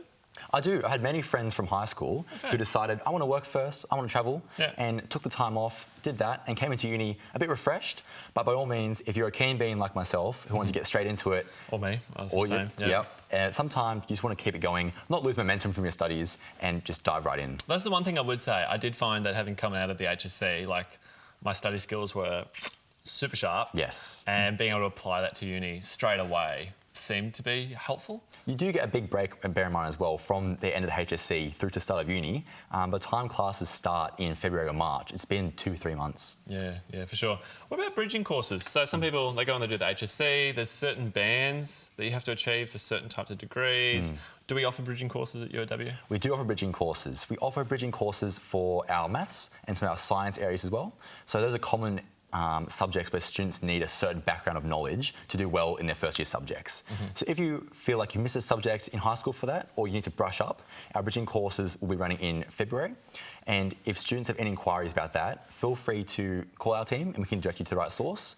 Or I would directly email student-success@uow.edu.au. Fantastic. So, of course, your team is the Future Students team. Yes. Remind us what the number is again. We might say it to camera. We've got 1300 367 869. I feel like we should do like an infomercial or something together. We should. Yeah. The Mustache Brothers on that one. The vibe. I should say, actually, though, that not all people at UOW have a mustache. No, not a prerequisite. Yeah, let me say. Definitely not. Definitely not. Now, I've got someone here who's asked a question. I've accepted an offer from a different uni. Potentially they're looking at now enrolling at UOW. Should I unenroll from the other offer? What's the go there? How do you organise this, sort this out? Yeah, so enrolment is a step you take once you are certain on what's for you. So by the time you start classes, if the census date comes around at the beginning of a session, that's when fees, deadlines come around. So you want to be sure that enrolling to subjects is your commitment to your final decision. Yeah, you mentioned something there, the census date. This is super important. It is. For me when I was at uni. I'm sure it still is for you. What's the census date? Why is it important? Census date for the first semester next year will be the 31st of March, and this is when you have to have your fee payment structure sorted out. So if you're using HEX, paying up front, that's when you make your decision, have the tax file number in the system by then, and that's when you can be liable for your fees. So if you are committing to your degree, enroll into subjects and make sure that's your final choice, because if census date comes around, you're going to pay for those subjects. Yeah, so I guess our advice to the questioner would be maybe don't start enrolling in subjects if you're not 100% certain, because if you haven't withdrawn by census date, you might be charged money for a course you're not going to end up doing. Exactly right. So only once you know which one's for you, that's when you enrol. Yeah, fantastic. All right, Dr. Jake, thank you so much. I'm very confident we're going to be coming back to Dr. Jake once again. Can I just say, what a legend. We dressed that poor man up in like a lab coat. We're throwing constant questions at him. Still isn't fazed. Classic UOW man right there. All right, coming up, we finish off our faculty chats by speaking with the Associate Dean of Education for EIS and SMAR. Jargon alert there. EIS is Engineering and Information Sciences. SMAR is Science, Medicine and Health. We get a virtual tour, campus tour, with our old mate Adam Gilchrist, and we'll be speaking with some current students about what studying at UOW is actually like. And then we have the Parent Talk, the segment where we answer all of your parents or carers' questions. But for now, a reminder of how to change your UAC preferences. Before we jump into this video, the reason why preferences are important is, remember, because the higher up you put a degree on your list, the more likely you are to be considered for it. So if UOW sounds like the place for you, putting it down as your first preference gives you the best chance of receiving an offer and coming and studying here. And if we're not your first preference, that's cool, bro. There's plenty of great options out there. What I do want to do today is arm you with the knowledge that's going to help you make the best choice for you. Anyway, over to UAC, and when we come back, it's time to talk bridges and concrete and biomechanics. That's right, we'll be speaking with the Faculty of Engineering and Information Sciences. See you then. You can change your course preferences in your UAC application as many times as you like. But be aware that there are a few days between each offer round when your preferences will be locked. If you log in at these times, there will be a notification telling you when you'll be able to edit them again. To start, log in using your registered email address and password.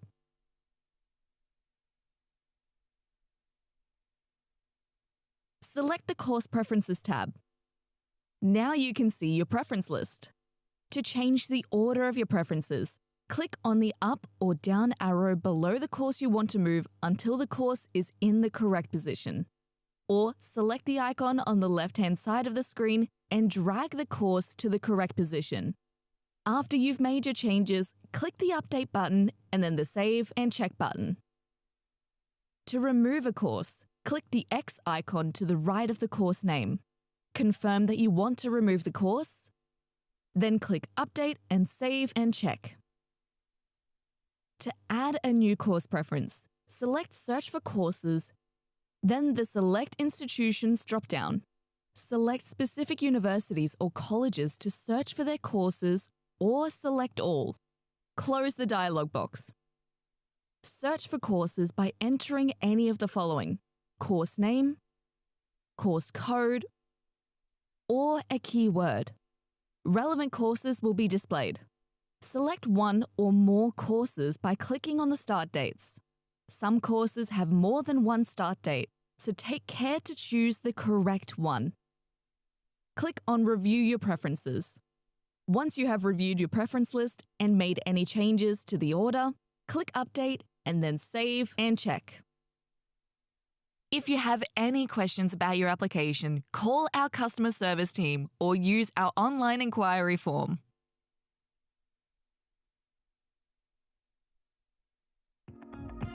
Are you always asking questions about the world around you, or what's beyond the universe, or how AI will integrate into our lives? Or how do bridges stay upright? If this sounds like you, then an engineering and information science degree at UOW might be just what you're looking for. You'll join a community of creative problem solvers who find solutions for the future. You'll learn from leading experts in their field while also getting the chance to flex your new skills in real-world settings. Engineering and information sciences have a long history at UOW. These are some of our oldest study areas, starting over 50 years ago with roots in steelmaking and mining. UOW is recognised globally for its strong engineering subject. A degree from UOW opens doors. It offers industry collaboration, access to experts and guest lecturers, and networking events. There are opportunities to earn scholarships or cadetships, compete at local or international design competitions, or even study abroad at a partner institution.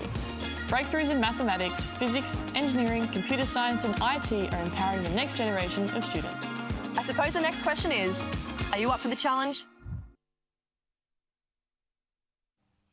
Welcome back to Options Day Live. Huge shout out again to our roving reporters Jess and Anna on campus, showing us what's what all across UOW.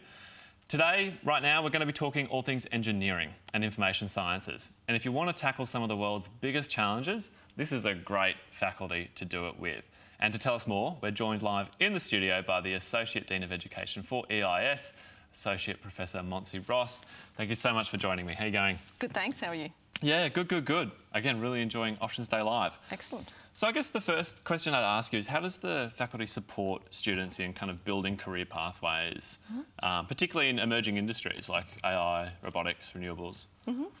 Yeah, so certainly our degrees are accredited by the relevant accrediting bodies, which are overseen by industry. We have industry advisory bodies, which also review our curriculum on an quite often basis. So we make sure that we're across all emerging trends in those areas. So you mentioned a few there, for example, artificial intelligence. Well, I mean, artificial intelligence itself is not new. It's been around for decades, and we've had a computer science department that's been researching in artificial intelligence for a long time. But what certainly is new is the new large language models that combine with artificial intelligence to bring us this new generative AI, which is opening the technology to so many more people worldwide, and we're still coming to terms with how to deal with this technology. But of course, all of these emerging technologies that come out, we keep up to date with those. We've got a new subject on generative AI starting in 2025 for our computer science and information technology students, and it can be an elective for any student, obviously. But certainly a number of those areas, such as renewable energy, we've had a number. We've got the Sustainable Buildings Research Centre on the Innovation Campus, and our electrical and power engineering discipline has obviously been around for a long time as well, doing research in those areas. So it is a part of our academic journey to ensure that we're up to date with all of our emerging technologies and conducting research in those areas. You mentioned the Cyber Academy. We also had the Cyber Academy program through Liverpool that has been going on the last couple of years as well. So certainly, in addition to having substantial, modern content in our curriculum, we also offer a number of work-integrated learning options, and that speaks to what you were talking about with the career pathways. So whether it be professional options, where we have some of our students with full-time jobs are able to use some of the projects that they do in their work and get that credited towards subjects in their degree. We've got a substantial work-integrated learning program across all of our degrees. Certainly EIS is the faculty with the most work-integrated learning under our current framework as well. So yeah, there's certainly a lot of options available to students, regardless of what career pathway they want to choose in the Faculty of Engineering and Information Sciences. Australia is often at the forefront of stuff like this. I always love spruiking the fact that... Did we invent the solar panel, is that right?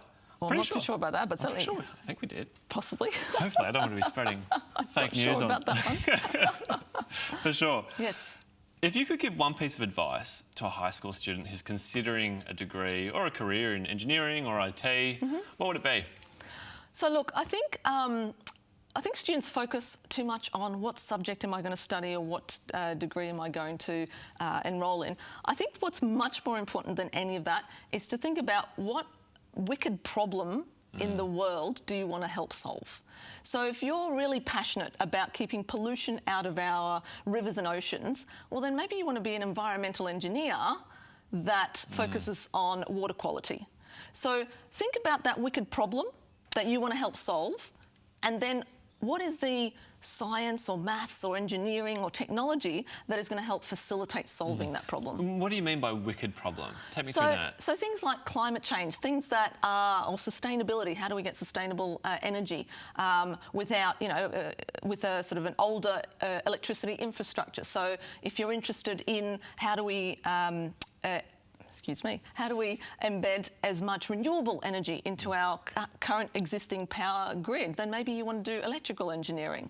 So big problems. Big problems. Don't be afraid to think big. That's right. Don't be afraid to think big. And no matter what the big problem is, maybe your passion is about keeping society and as members of society safe from online hacking and malicious online behaviour. So maybe you want to become a cybersecurity specialist with a certification in ethical hacking, for example. So it's not so much what subject do you want to study or what do you like or not like. Have a think about how do you want to contribute to the world? How do you want to help solve some of the biggest world problems that are out there? And then look back at, what maths and science or engineering and IT do I need to be able to help solve that problem? If you're interested in, for example, helping people with, life-saving medical devices, implants, pacemakers, prosthetics. Maybe you want to be a biomedical engineer. And look, maybe your passion isn't a particular problem. Maybe you're just really passionate about bringing maths, statistics and data science to the masses, and maybe that's the area of your interest.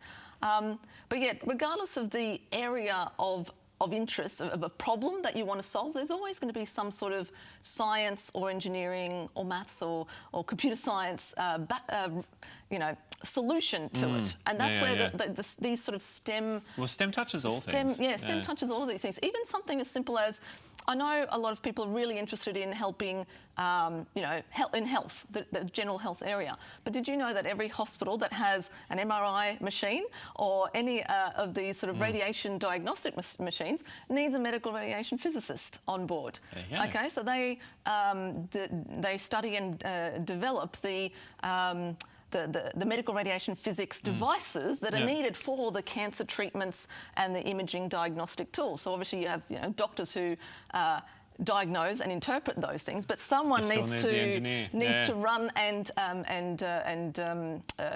manipulate those devices and understand how they work. Yeah, and speaking of opportunities, we have coming up on the screen one of our competition words, excellence.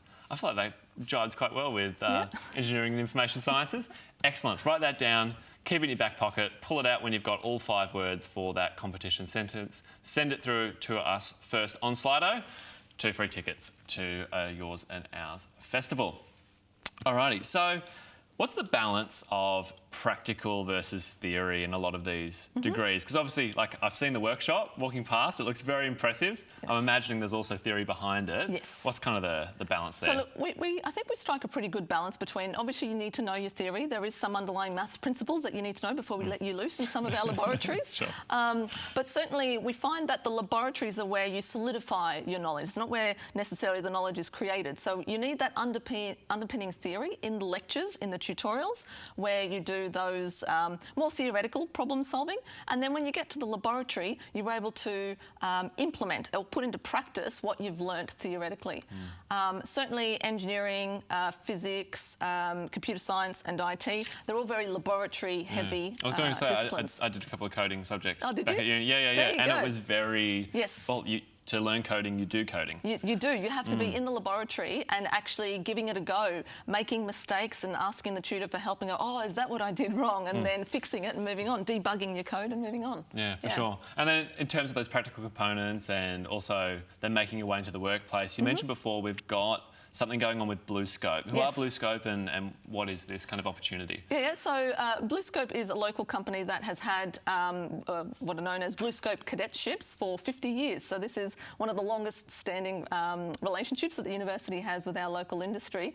And those cadets are able to study a range of areas such as materials engineering, mechatronics engineering, electrical, mechanical, and so on. And what they do is they combine their work with study over the course of a slightly longer period of time. So a typical Bachelor of Engineering, if studied full-time, will take you 4 years. When done as a cadetship with BlueScope, it might take you 6 years because you're actually working full-time most of the time and then doing some part-time And this study. is BlueScope, the Steelworks? Steelworks, correct, yes. Yeah. Yes. So, like, big engineering. Big engineering, that's right, yeah. And look, certainly a lot of our graduates from engineering go into work in a variety of workplaces. So some of our engineering graduates will go in and work for government, some will work in major industry, and some will work in a startup in someone's back garage or set up their own company or engineering firm to work that way. So it's not like you're focused only on one particular area of the market. I've got a friend, he just finished his PhD in nuclear radiation physics. Oh, there you go, yes. Yeah, and he's now working at ANSTO detecting, I'm not even sure what it is that he does. It's a bit too high-minded for me. But that PhD is often incorporated into these degrees. What's a PhD and why would you consider doing one? Yep, so a PhD is a Doctor of Philosophy. It's the highest level qualification under the Australian qualifications framework. So you've got bachelor degrees. I hope most of your viewers will know what a bachelor's degree is. It's typically what you go into at university when you come out of high school. Following on from that, you can elect to do an honours year, or in some cases the honours is involved. Beyond that is Masters and PhD. And both Masters and PhD by research are degrees that you can undertake once you have your core body of knowledge to expand the knowledge base of humanity. So whilst you do your undergrad, you're typically, you do a little bit of research, but you're typically learning what's already out there. The purpose of a PhD is to get to the forefront of what's out there and then push beyond the limit of what's already been discovered and discover something new and write papers on that and become the world expert in a very, very narrow field, but become the world expert in that. Yeah, okay, so you've found like your passion. Your passion, your niche. Yeah, and you're ready to narrow in on just that. Absolutely. Yeah. And that's available to any student that graduates from, an honours degree. There are a number of pathways. If you don't get straight into the PhD, you can go via the Masters. There's all sorts of different options available. But it's certainly very suitable to students who have that inquisitive nature, really keen on finding out how the world works. And we find a lot of those in particular in our faculty. Yeah. And I suppose my last question would be, if you're not sure whether or not you want to engage in engineering or IT, what are the types of subjects you might have enjoyed at school, which will give you a pretty good indicator that it's something you might want to do later at university? I'm always a little bit reluctant to start off with maths because I know a lot of students don't really like maths. Look, maths is a core component of a lot of the programs in engineering and information sciences, but it's not a mandatory component for all of them. Certainly, if you like maths, then we probably have everything that's going to be very palatable to you. For sure. If you don't like maths, but you did enjoy any of the sciences, because of that inquisitive nature, like I said, to be a materials engineer, okay, yes, you need to have some capability in mathematics, but often you had a really firm interest in chemistry, right? So almost every engineering is associated with some sort of science. So if you're interested in chemistry, you've got chemical or materials engineering. If you're interested in the electricity component of physics, you might be interested in electrical engineering. Or if you're interested in the motion part of physics, you might be interested in mechanical engineering, etc. So, geology is the study of rocks. Mining engineering is about how do we get those rocks out of the ground to benefit society. So I think if you enjoyed any kind of science, if you enjoyed any type of research project where you, because I know a lot of schools now have quite modern ways of teaching where you might be given a project that you go off and do for yourself. We often find that those inquisitive research skills are actually more important than just basic math. Lovely. Marks. Yeah, for sure. Fantastic. Associate Professor Monty Ross, thank you so much for coming on. Really appreciate it. Up next, a campus tour with Gilly. For the non-cricket obsessed of you, that's short for Adam Gilchrist, Australian sporting legend. I will admit, I didn't actually know who Gilly was. Sorry, mate. What I will say, however, is that the UOW campus is stunning. The gardens, the cafes, the buildings, the amenities. Chef's kiss. Take a look, see for yourself. And stick around afterwards. I'll be speaking with 2 current students about what it's like actually studying at UOW.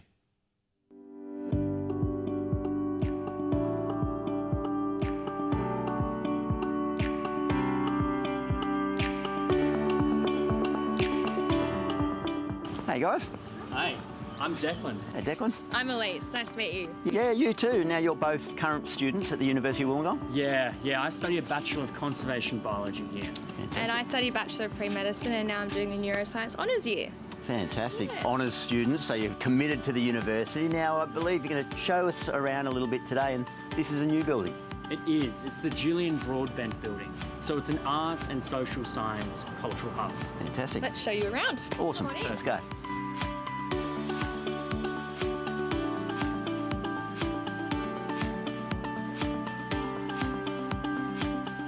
So welcome to our creative arts space. Yeah. This is our movie production theatre. This is for journalism and creative arts students. Well, the facilities here, they are state-of-the-art, and whether it's, I've been fortunate to get into TV broadcast, radio broadcast, and this is on par with anything I've seen. So this is where students can get more real-life experience and understand the behind the scenes of what goes into making a radio show. Yeah, panel desks, all the mics, computers, all the equipment. It's as good as any radio studio I've ever been into, either being interviewed or doing my own radio show.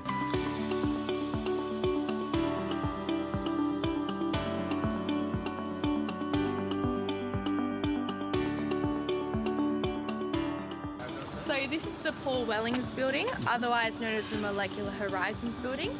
Here we have our honours students, our PhD students and academics all collaborating in the space, conducting relevant research. Fantastic. Now I believe I've been tipped off there's a very important, unique piece of machinery inside. You're right. It's one of the Southern Hemisphere's most powerful electron microscopes.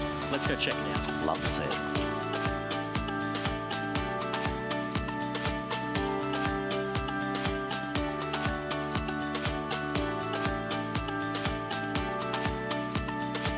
So here's the microscope. This is a 300,000 volt electron microscope. It takes pictures of tiny proteins at atomic resolution. Wow. Let's go take a look at some of the images. Sounds good.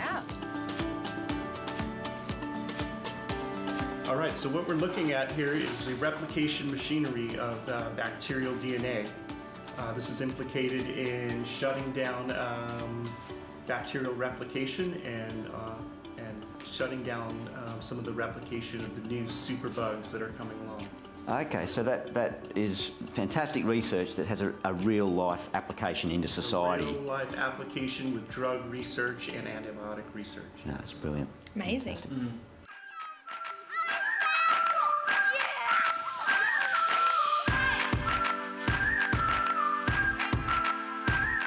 And we're heading into the early start building here. It's an early childhood education space. It's one of the first childhood museums in Australia. Yeah, fantastic. So it's accessible by the community. Yeah, I guess that just reinforces what a big part of the community UOW is in the Illawarra region. You're exactly right, and students and academics put their children here as well, so Right. it's got multi-uses. Yep.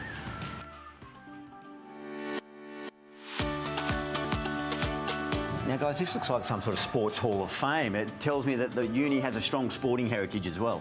Yeah, we've had many Olympians and sports stars attend UOW over the years, as you can see here. Yeah, it's an impressive list of names. Yeah.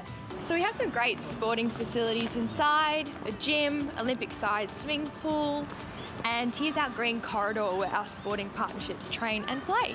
We've got lots of sporting partnerships, international as well, from the Tottenham Hotspurs to the Crusaders to the Illawarra and St George Dragons. Yeah, well, what I do know about the green corridor is that this very oval number 1, and this is close to my heart, in amongst the Bradman Foundation, which has a strong partnership with the university, so the cricket linkage, I love that. So Sir Vivian Richards and Brian Lara, 2 West Indian greats, have batted together on this very field. Wow, a famous field. Yes, indeed. Thank you so much for coming on our campus tour today, Gilly. I loved it, loved it. It was an absolute pleasure showing you around. Oh, thank you. Yeah, it was great to be here. I love seeing the new facilities, state-of-the-art, amazing, to go with the strong foundations that have been here for, well, we're nearly 50 years old at the uni, aren't we, as an independent university? But I think, you know, global rankings in research and teaching, employability of students, but I think what I get from you guys as students here, the overall student experience, it's holistic and really good fun. We've loved today. Yeah, well, hey, all the best with your respective studies.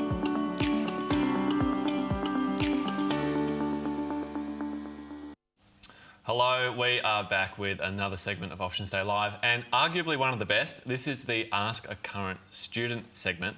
I remember when I was in the later years of high school and starting to think about university, one of the biggest questions that I had was simply, what is it like? Well, we have 2 amazing students here with us today to tell us just that. Maddie and Georgia, thank you so much for coming in. Welcome. Thanks for having us, David. Options Day Live's going great guns at the moment. Yeah, I'm enjoying it. Loving it. So we're both current students at UOW. I'm going to throw you, I've got many, many questions to ask, but the first one I throw you is try and sum up uni in a word or 2. I might start with you, Georgia. I would say exciting. Yeah, exciting? Awesome. I'm going to go with diverse. There's a lot going on. Okay. Yeah. Eye-opening? Yeah, definitely. Yeah, I think that might be mine. I feel like it's cheating because it's 2 words. I'll take it. It's hyphenated. Anyway, what's the workload really like? So you've come out of school, you've gone into uni. What year are you in, sorry? I've just finished my 3rd year. Finished 3rd year? I've just finished my 3rd year as well. Finished 3rd year. Both 3 years in, you know the jam. How often are you like having to work to make uni happen? Well, it kind of depends. So it's been a weird little journey over the last 3 years. So some of the time I've had classes that were running for 3 days of the week. Other times it's only been once. Like for the example, this semester I only was on campus 2 times a week. And depending on obviously what classes you take is depending on the workload, but it's definitely not like high school, I can tell you that. Yeah, fantastic. Before we hear from you, Maddie, we have another comp word coming up. It's and. I suppose if we're spelling out a sentence, and would be in there. Make sure you write down and. It is competition word number 4. We've got 1 more to go. If you want to win 2 free tickets to Yours and Ours, make sure you get that sentence down, send us that message on Slido. If you're the first one to do it, they're yours. Okay, Maddie, what about you? How's uni been? Workload? Yeah, similar to Georgia. Definitely not the same as high school. You're not at uni 9 to 3, 5 days a week like you are in high school. Yep.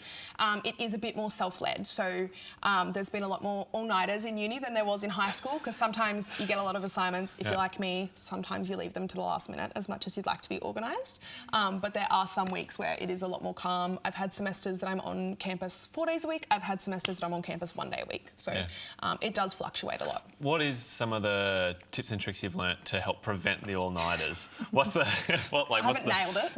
I still haven't nailed it either. No, that's all right, I didn't either. So, like, for me, Excel, I just organise my life on Excel. What about you, Maddie? Wall planner. UOW Pulse gives out wall planners at the beginning of the semester. I always go and pick one up. I've always got them colour-coded on my wall. And sometimes I have to lie to myself about my due date. So I'll put it a few days earlier than it actually is. Smart. So that it's in on time. And if there's a few due at the same time, I'll kind of spread them out a bit so that they're done earlier. Yeah, I'm quite similar to Maddie, but I also use just like a calendar app on my phone. And Red Frogs, like the actual lolly company, they come to the uni and they give out calendars as well. So those are also really helpful, and they're for like half the year as well, so you can put other bits and pieces on there. But yeah, as I said, I usually use my calendar app on my phone and just colour code everything, whether that be purple's like for work, red is like assignments, because obviously massive and everything like that. Without those highlighters. Exactly. I really liked the UOW Pulse wall planners as well, because it also has the different uni events that are going on. Yes, and they're set out in uni weeks as well. So if you've got something during week 7, it says what week 7 is, which is quite helpful. Yeah. What's the best kind of study hack or tip or trick that you've come across? So my best probably is...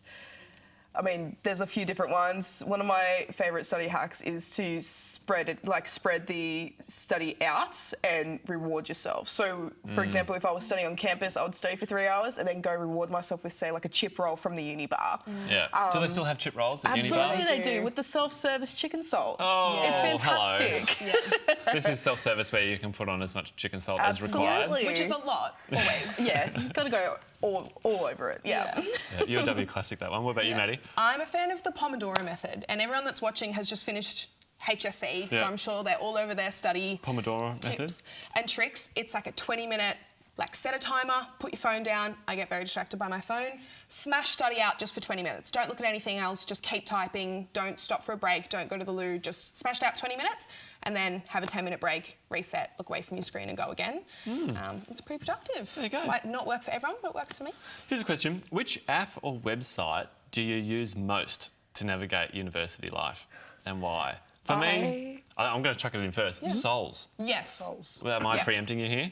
Absolutely. All right, hit me. Sols. What's Sols? Why is it important? So Sols is important because that's obviously your one-stop shop for everything you need to know about your enrolment, your timetable, when you select your subjects, those kind of things. So Sols stands for Student Online Learning Services. Learning Service? Student Online Learning Service, So it's a very crucial thing that every student will have access to, and it will allow you to graduate one day, do your critical modules that you also have to do, and enrol in your classes. And Sols links you through to Moodle, which I'm sure some schools use for year 12, some schools use Google Classroom, but that's where all your subjects will be, that's where your content is, and you can access So kind of for like your life admin or uni admin is Sols, and then for the learning, you go to Moodle. I'm sure everyone's going to work it out. What's been the best way to make friends, do you reckon, and networks? Maddie, we'll start with you. Obviously you meet people kind of incidentally. You're meeting a million new people at once. I remember my first semester of uni, you were just meeting 20 new people a day. And obviously some of them stick around and some of them you meet once and you have a chat with and you never see again. I got a job on campus. That was the way that I've made most of my mates through uni. Obviously some of them I met through class. But I got a job on campus and it really helped connect me with some new people that were at UOW, which was really fun. Okay, Georgia? Yeah, so I made most of my friends through work or through just striking up a conversation with people in class, obviously rocking up on your first day. Everybody's a bit nervous and everything, but honestly just going in and sitting next to somebody you don't know and striking up a conversation, that could be your best friend, especially in that class for the entire semester. It is the best little hack to surviving certain classes you can ever think of. But another way is going through clubs, clubs and societies, because that's obviously you're doing something you love, whether it's be sport related, interest, whatever. and you get to meet like-minded people and gain friendships that way. Yeah, for sure. We have, ladies and gentlemen, one more word coming up. I do believe it is the 5th word in our list of 5 words coming up on the screen. Impact. Quick, start typing it into Slido. Send it to us if you're the first person to send us that completed 5-word sentence. That's 2 free tickets to Yours and Ours. Any of you been to Yours and Ours? Yes, and I've already bought my ticket for next year. Oh, have I didn't get a you? free one, but I've already got mine, so I'll see you there, whoever wins. Yeah, fantastic. How do you rate it? Good time? Yeah, great. Blast. Wollongong, absolute Wollongong staple. Yeah, for sure. I think created by people who used to go to Wollongong? Yeah. Yeah. Yep, UOW alumni. Yeah. Keep it local. I love it. Absolutely. What do you wish you'd known before you came to uni? What's the one kind of piece of advice that you could chuck out? Don't stress. Yeah. Don't stress about it. Like, That's a you'll good be one. absolutely fine. Obviously, it's easier said than done, but don't stress about it. You will be absolutely fine. Everybody down here is super friendly and is willing to help out. Don't think you're in it this whole new journey alone, because there's thousands of other people in the same boat. Yeah. Yeah, I'll back that up. When you're nervous, so is everyone else. But also it's a lot more self-led than I was expecting it to be, which is a bit daunting but also really exciting because you get to kind of do your own thing for the first time. High school, you've got a lot of guidance from your teacher, but they're also kind of looking over your shoulder a little bit. So uni, you kind of get to do your own thing, which means if you miss an assignment, you've missed it and it's your fault, but it also means that you get to kind of schedule your own time and like adult properly. Yeah. Yeah, you got to adult. Yeah, I know. Crazy, hey? Bit scary. My one piece of advice would probably be, if you're lost on campus, ask for, like, directions. Yeah. I was, I don't know, I think I was maybe too shy or something. I would just wander around. Just keep walking. Keep walking. Yeah, you'll find I'm going to eventually. bump into the building one day, surely.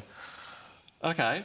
What's been the best campus event or tradition you've participated in? Actually, you were telling me about something before, Georgia, something that happened at Uni Bar. It did. Hit me. What's the story? So at some stage this year, obviously, Uni Bar, you have events going on all the time, whether that be music events, comedians, those kind of things.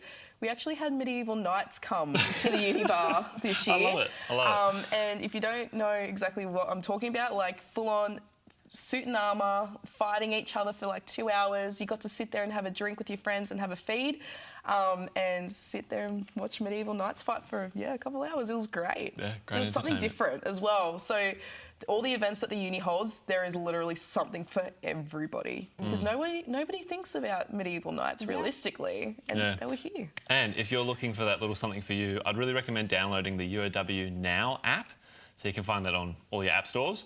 And that should help keep you in the loop as well. I suppose, what's something that surprised you about university? Something that surprised me about university was probably, I moved from like a rural town, so I guess everything kind of surprised me, the different way of life and everything. But something that also surprised me was how willing the tutors and the lecturers and subject coordinators are. Like, they're willing to help. Yeah. Like, they are so supportive, especially with certain subject areas, because they're all specialised in something. If you're passionate about that area too, they are so ready just to get in there and help you out with whatever you need. That is so right. I remember people saying, oh, uni's not school, no one's going to help you. Yeah. And actually, like, as long as you're willing to put in the effort, 100% the lecturers and the tutors are going to give you a hand. Absolutely. Yeah, that's like so I was true. saying before, it's self-led. It's self-led, but it doesn't mean you can't ask for help. It just means you won't kind of be spoon-fed. If you want help, you absolutely can find it. And talking about asking for help, has there ever been any services, career services, anything like that that either of you have used and that you found really helpful? Even something like PASS, peer-assisted study sessions? So I haven't used PASS, but I've used SARC. And they were all lovely, lovely people there, and they really helped me out with everything I needed. So what, that service? That's the Safe and Respectful Communities group. And they were very supportive. They helped me every step of the way. They offered further support later down the track, and it really did help me out in the long run. Yeah, 100%. Have you ever done PASS? No, I haven't. I wish I did, actually. That's something that I regret not utilising. I think I was just a bit nervous in first year, and 100%. that just seemed a bit daunting, but all of my friends that did it really benefited from it, and it's something that I really wish I did. And if you do really well in a subject, you can then go and get a job teaching that subject through PASS to someone else. Great money. Love it. Absolutely. Beautiful. All right, thank you both so much for joining us. Really, really appreciate it. Thanks for having us, David. All right, coming up, even more A-grade quality info for your delight and consumption. We'll be talking shop with SMAR. That's not some kind of spread that you put on a bagel. It's actually what we call our science, medicine and health faculty. There'll be chats with one of my favourite people, Deb. who has some really important information for the parents and carers out there. And then, if you live in the bush, stick around. We'll be talking about our regional campuses and your study options in the regions. But first, let's explore a theme I have hopefully been communicating across to you today, which is that university is fun. Uni life is the good life. Nearly half of the year you're on holidays, and then when you're not on holidays, you get to hang out with legends like this. Hey, I'm Anna. And I'm Jess. And today we're at the University of Wollongong chatting to some students. Come on, let's go. Oh, this way. Can you tell me what you love about UOW? Looks great. I love all the coffee. I love eating. I love the overall feel of the campus. I think it's just a great community space. The feel of campus. Everyone's really, really inclusive and lovely. But everyone's so lovely. Like, I don't think I've ever met a rude person. So many people, new people from all around the world. I love the darks. We have no shortage of darks at UOW, I can assure you. You meet tons of people. Like, I'm probably the only person I know from my hometown that's out here, and I've already made some great friends. This is awesome. Thank you so much. Like, even just the fact that, you know, we're chilling kind of in nature the whole time. Like, just sitting and reading a book between the gaps that I have between classes. What's your favourite part of UOW? Definitely all the streams and ponds. They're beautiful. And do you think UOW is providing you with the right opportunities? I think it provides a whole range of opportunities. There's all different sort of groups you can be a part of. Some of our lecturers are like real industry professionals and like big names in the industry. What do you love most about university and how is it different to high school? Uni, you get to like focus on what you love and like pursue your interests. And have you found it's easy to make friends here? Yeah, I knew I'd make good friends here. Good people are drawn to Wollongong. There you have it. Thanks for hanging out with us today. Congratulations on receiving your offer to study at the University of Wollongong. You're about to join one of Australia's best universities. There are a few easy steps you need to take to become a UOW student. First things first, you need to accept your offer. Simply refer to your offer confirmation email for information on how to do this. Once you're ready to enrol, head on over to Get Started and follow the prompts. Don't worry if you get stuck throughout the enrolment process. Simply look for the blue Help button on each screen for detailed instructions. To activate your student account, you'll need to use your student number and date of birth. You can find your student number in the email you received with your offer to study. You'll then need to check your personal details and confirm your citizenship. Next, you'll need to upload a photo for your student ID card. There are some guidelines to follow, so please familiarise yourself before you upload your photo. We'll let you know when you can collect your card on campus. If you're an international student, your photo will be taken when you attend campus. You'll then need to select your course and then choose how you will pay your fees. If you are a domestic student, you may have the option of paying your fees up front, or you can defer your fees and pay them later. You may like to discuss your payment options with your family or UOW staff. In order to proceed with your enrolment, please be sure to select a payment type for both tuition and for the services and amenities fee. You'll then need to select your major if you're doing one and enrol in your subjects. You can review the recommended subjects for your course on the Get Started website. Once you've completed your enrolment, you are officially a UOW student. After you've enrolled, you may need to select class times for your tutorials, seminars, practicals or labs. Check the tutorial enrolment menu in SOLS to find out when you can make your selections. Opening times for class selections will vary based on subjects, and classes can fill up quickly, so make sure you're well prepared. Don't forget, if you need any help throughout the enrolment process, you can click the blue Help button on the enrolment pages, visit the frequently asked questions on Get Started, or contact Student Central. Congratulations again and welcome to UOW. And we are back, ladies and gentlemen, at something that we call the top of the hour. This is when we reveal the winner of the Yours and Ours tickets, and I'm delighted to announce that it's a fellow called Joshua Arnold. Congrats, mate. You're going to Yours and Ours with a mate for free. We'll be in touch, we'll get your details, and we'll make sure that you get those tickets. I can't believe I never win these competitions. What is going on? People are winning this. This is awesome. Now, there is one set of tickets left, so make sure you hang around and pay attention to this part of the screen during the next hour for your chance to win them. Next up, science. Can we get some help in here? At the University of Wollongong, we have a range of different degrees designed to help people and our planet. He's fine, follow me. You can choose from a bunch of different degrees in environmental science, nursing, health or medical science. Which can lead to a career as a nurse, a dietitian or a marine biologist, just to name a few. Regardless of what you choose to study, you'll get hands-on experience, access to the best tech and plenty of opportunities to gain valuable work experience. You can study in our $35 million science teaching facility, equipped with the latest technology to help you with your study. You'll have access to human anatomy labs and clinical labs, which use equipment to give you the closest experience to seeing real patients.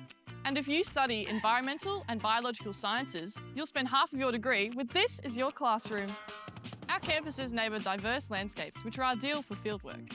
Our academics are experts in their study areas, and their groundbreaking research is integrated into your course material, so you're always learning the latest info. We have a strong connection with industry, with placements built into our programs. Which means you'll graduate with practical skills, ready for a career with a world of opportunities. Hey, great work, Doc. Thanks. Huge thank you once again to our roving reporters, Jess and Anna, doing a great job out on campus as per usual. I'm now joined by Professor Tracy Kewitt, who's here to talk to us about the Faculty of Science, Medicine and Health. Thank you so much for joining us. Thank you very much, Dave. Nice to be here. Now, back in the day, you actually taught me biology. I think it was 103. Yeah. A little while ago now.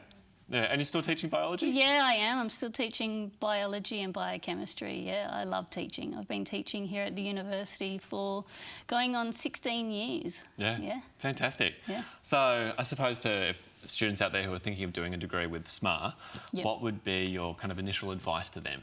Yeah, I would say really consider it. In the Faculty of Science, Medicine and Health, the courses that we deliver are really in high growth areas in terms of employment for students. So within SMAR we have programs in nursing, so we train registered nurses, we upskill enrolled nurses who have a desire to become registered nurses. Within sciences we have courses in chemistry, biology, environmental science, marine science, and in medical and health sciences areas like exercise science, nutrition science, medicine, and then in postgraduate medicine as well, we have a Doctor of Medicine program. Yeah, fantastic. Yeah. Too good. I'm going to turn briefly back to the screen because we have our next competition word coming up, innovation. So this is competition word number 1 for the last remaining set of tickets that we've got. So make sure, take down innovation. When you've got the 5 words, completed sentence, you know what to do. I've been saying it for the past 2.5 hours. Make sure that you send it through to our Slido. And if you're the first person to do so with that completed 5-word sentence, that's 2 free tickets to yours and ours. Tracy, back to you. What kind of practical hands-on learning do students with SMAR get access to? It's such a broad area, like you said, from medicine through to science. What are some of those examples? Yeah, so SMAR really does pride itself on practical hands-on experience from day one of any course that we offer. So lots of on-campus opportunities to connect with teachers, to connect with other students. So our students would expect to be doing a lot of lab work, so practicals within our state-of-the-art laboratory facilities. We offer field work. We also have placements, particularly in our courses that have accreditation. We have exercise science, as I said, nutrition and dietetics. So what does a placement look like? So placements where you go into the workplace and you're doing and working within that workplace setting, getting the skills, particularly in the clinical areas. So in nursing, obviously, our students go out into hospital settings from year 1. Yeah, and in exercise science and nutrition, generally from year 2 and 3, they're out in the workplace getting that hands-on clinical hours that are required to come out with the qualifications in the end. And it's also a good way of working out if it's for you, right? Absolutely. Yeah. Like if it'd be terrible to finish with a Bachelor of Nursing and then realise as soon as you go into the hospital, oh, don't want to be a nurse. That's right, yeah. If you've got a phobia, you know, for blood, or you've got a phobia against sick people, and you don't realise till, you know, you've graduated and you're going into the workplace, that's not a great idea. So it is good to get that hands-on practical experience from that first day. But also it's about really seeing your future self in a career and having that chance to explore what that might look like, and becoming pretty clear pretty early if you want to change directions. Yeah, for sure. And I remember Bio 103 we were in the lab pretty much straight away. Yeah, absolutely. Yeah, and we have great facilities at this university, we really do. And so those lab settings are really important for students to be able to develop their professional identity and see what they might want to be, what area of science they might want to explore. So there's no better feeling than donning that white lab coat, walking into that lab, getting that practical experience and really discovering who you are and what your passions are. Yeah. If you could sum up SMAR, like a SMAR experience, in one kind of sentence, what would it be? Yeah, it really is hands-on. It's a transformative experience, and we aim to really develop future students that can go out and make real change within community and really push forward areas of science, medicine and health. Yeah, I remember even just doing reading for classes, you're reading a lot of scientific papers. That's a skill you have to learn in and of itself. But I loved how niche they were and how they opened a window into how even the smallest little problem or facet or topic or bit of information is actually incredibly complex, and there's a lot of people doing a lot of deep thinking behind it. Yeah, that's right. So, I mean, university is about challenging yourself. If you knew all the answers, why would you need university? Why would you need to come here? So it's about immersing yourself in something that is challenging, that's real world, that you can see applications, and getting really deep into that content, really deep into that knowledge exploration, and trying to create and solve, I guess, some of the most complex challenges that face society. And let's be honest, we have a lot of challenges as a society that need to be addressed. We do, and STEM's right there at the forefront. Absolutely. Can you share some examples of any partnerships that we've got with local industry or hospitals or research institutions that students could potentially access while they're here? Yeah, like the other faculties, SMAR has a lot of really important community and industry engagements. So our students can expect to work with partners like ANSTO, CSIRO, Southern IML Pathology, a local partner, within our nursing spaces and our clinical settings, the local area health districts, Warrigal, Illawarra Retirement Trust, any sorts of those combinations. But importantly, our local councils as well. So Wollongong Council, Shellharbour City Council, all of those, lots of opportunities to work with community and industry. You mentioned ANSTO. Yeah. That is cutting edge. Can you? What is ANSTO and what can you do there? Yeah, so ANSTO is, I guess, really looking after the forefront of nuclear science technology. And so within SMAR, we have programs, for example, in medicinal chemistry, medical biotechnology, but also in the medical and health sciences. And so ANSTO are really important and very close partner for any forefront in terms of nuclear technology. Yeah, for sure. And what advice would you have for a student who maybe received an ATAR that's either higher or lower than they were expecting? Maybe we'll do them one at a time. So you've shot through, you've got an amazing result, you're super happy. What's your advice for them? Yeah, first of all, congratulations and celebrate that achievement. I mean, if that's the surprise that you got today, that's amazing and that's wonderful, and really recognise that within yourself. And it's time to really think about what is it that is your passion, what is it that's most exciting to you, and what are the courses that potentially align with that. So that doesn't mean you necessarily have to change your mind, but you have these other opportunities to explore.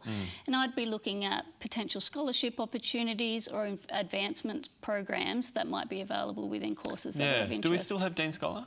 We absolutely do have Dean Scholar. What's Dean Scholar and who's that for? Yeah, so Dean Scholar are for our highest achieving students, and so some of our courses have this inbuilt Dean Scholar level above that. And when you're a Dean Scholar student, when you come into the university, you get a few extra opportunities, if you like. You get aligned often with researchers, so you get to experience UOW and its research from day one of your degree. You get a little bit of mentorship, because typically those students do have aspirations to really solve the world's problems, really undertake independent research, so you get more of that experience from the first day. Yeah, for sure. And if you haven't quite got the ATAR that you really wanted, again, what's your kind of pathway to science and what are your options there?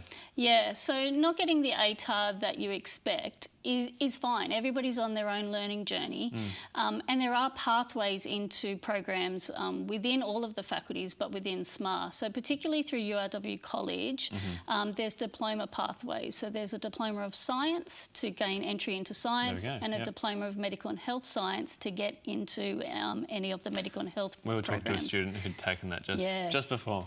Yeah. It's actually really interesting. I have been looking at student results most recently and seeing the pathways which students arrive at university. And some of our students coming through college are exceptionally good students when they come to university. And with that diploma, you can get up to an entire year's worth of credit into the program. So you start in year 2, so you actually haven't lost any time by going through the college. Fantastic. Professor Tracy Hewitt, thank you so much for joining us. Thank you. Thank you. Once you have completed your UAC preferences and you've got an offer to study at UOW and you've enrolled, what's next? Well, orientation, of course. All over campus, everyone's chilling, it's a vibe. Like, everyone's just happy to be here. Everyone's just enjoying all the clubs. Everyone's having a chat. Like, it's been pretty lit, man.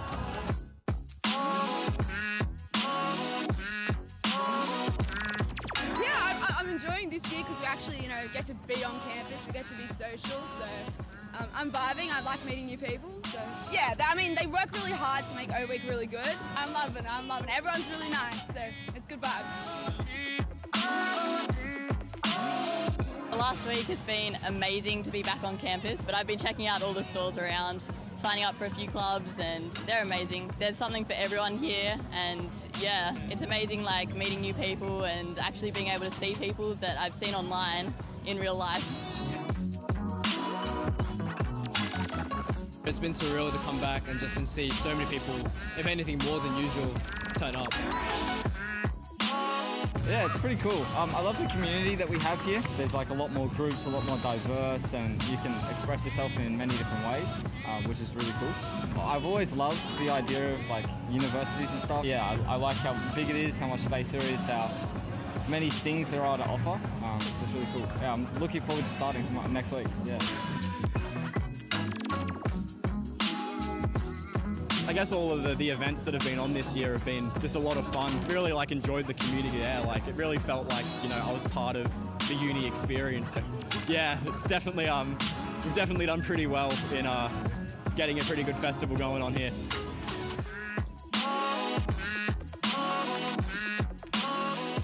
All the clubs have been so lovely and so supportive and trying to help you learn about campus and stuff like that. It's great to just see people out and about, so take back to normality, I guess. So being on campus now is just going to be great to say hello to people. I love to talk to people as well, so it's just great to be out and amongst it. It's just a great party vibe, and yeah, I've enjoyed it myself, and yeah, if you haven't been yet, come on down, it's a great time.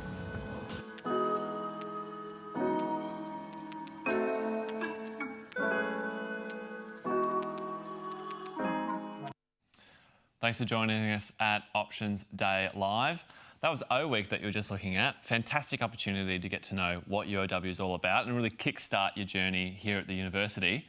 And backed by popular demand, we have who else but the illustrious Dr. Jake. Remember, not a real doctor. Now, we've brought Jake in to talk scholarships and student life and accommodation. Let's start with scholarships, also known as free money.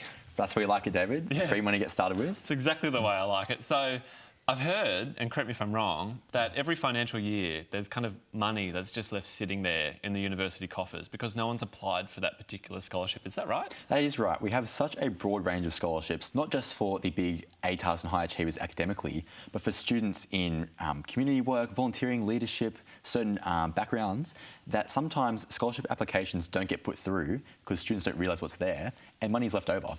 So any student at all who's applying as a future student, I would strongly encourage that they go to the UOW Future Student Scholarships website and see what's available to them, because you could get started with extra bit of cash in hand for your studies, which goes a long way. Yeah, we've just had a question come through. If you're an Indigenous student, are there scholarships for you?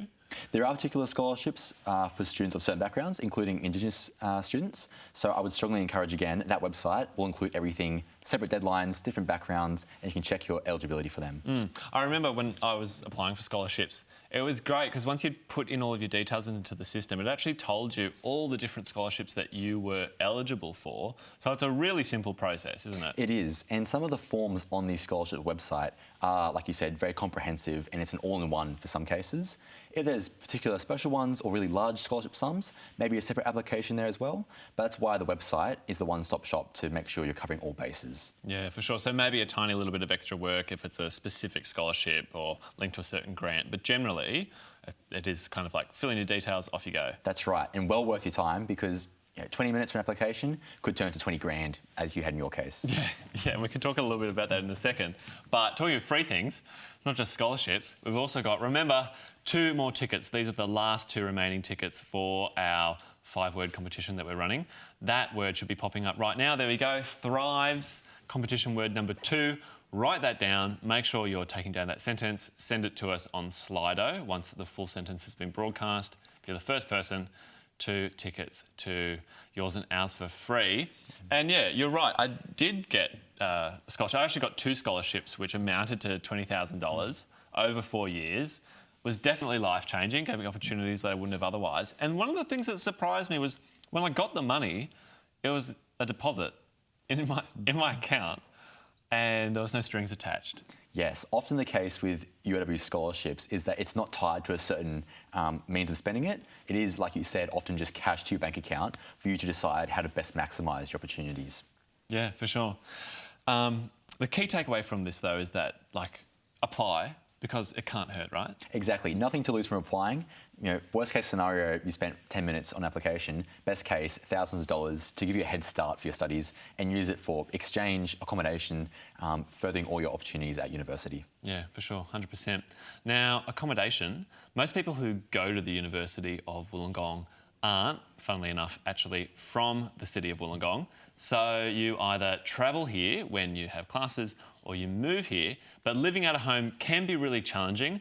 That's where UOW accommodation comes into the mix. Jake, is it too late to apply for accommodation? It is not too late to apply. They are still open for all 3 of our undergraduate accommodations. So we have Coolabong Village, Campus East and iHouse, all of which still have spaces available. I would strongly encourage students considering accommodation to apply as soon as possible because they do fill up at some point. Yeah, for sure. And you've just named the 3 accommodations that, if I was a first-year student, I definitely would want to go to. Yes. Coolabong, iHouse, Campus East. Yes. Best part about Campus East, close to the beach. Right across the road. Literally your front yard is the beach. So if you're interested in the surf vibe or coming from a rural area to the coastline, really great place to be living. Yeah, for sure. So surfing, probably not for me. No, unfortunately not. So once you've applied for accommodation, let's say that you get an offer, how do you then go about securing it, making sure that you have a place to stay here at UOW? Yes, so once you receive an accommodation offer, there's a 10-day window in which you pay your deposit, the first 2 weeks of rent for that, and that will secure your place in your room, allocated room number, so it's there for you, ready to start a couple of weeks before classes commence. Yeah, for sure. And then if I'm not particularly good at cooking, are there options where someone cooks for me? There are, yes. So Coolabong Village is a self-catered facility, which is your own cooking. Yep. Campus East and iHouse have meals built into the rent. So at least 14 meals per week, they're going to provide for you in their common kitchen cafeteria areas. Yeah, great. So you rock up for brekkie, it's there ready to go. Easy process. Good variety of meals as well, I've heard. So if you don't want to spend time doing some cooking, having the catered facilities is a big head start. Yeah, 100%. And then finally, student life. So here I'm using kind of more university jargon. Jake, what does student life even mean? Student life is all about the experience you have as a student. That's just more than the classroom experience. So obviously, coming to uni, if all you did was go to classes, go home, very dry process. Student life is about the events, the clubs and societies, all the fun experiences you have with your social life that makes University of Wollongong more than just a place to study. It's a place to grow as a human as well. Yeah, and I feel like student life is part of what makes UOW UOW. 100%. Yeah. I actually, when I was putting together this script, I went to the Pulse website. So Pulse are the people who run kind of a lot of the student life activities. And I found this sentence. It said, so Pulse is a non-for-profit organisation dedicated to enhancing student life on campus, and that all proceeds from on-campus purchases contribute directly to funding events, entertainment, activities, clubs, societies and volunteering programs. Does this mean that if I go and buy a textbook, that the university gets to throw a party and I get to attend?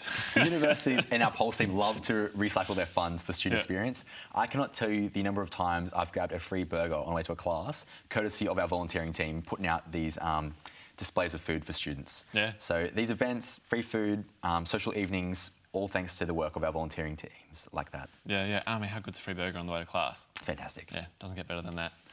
All right, and to learn a little bit more about the services and accommodations that we have on offer at UOW, a short video, we'll be back.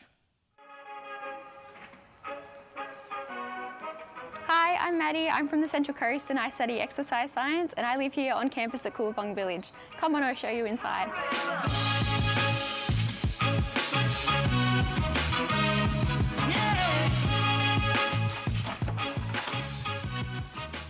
Welcome to my crib.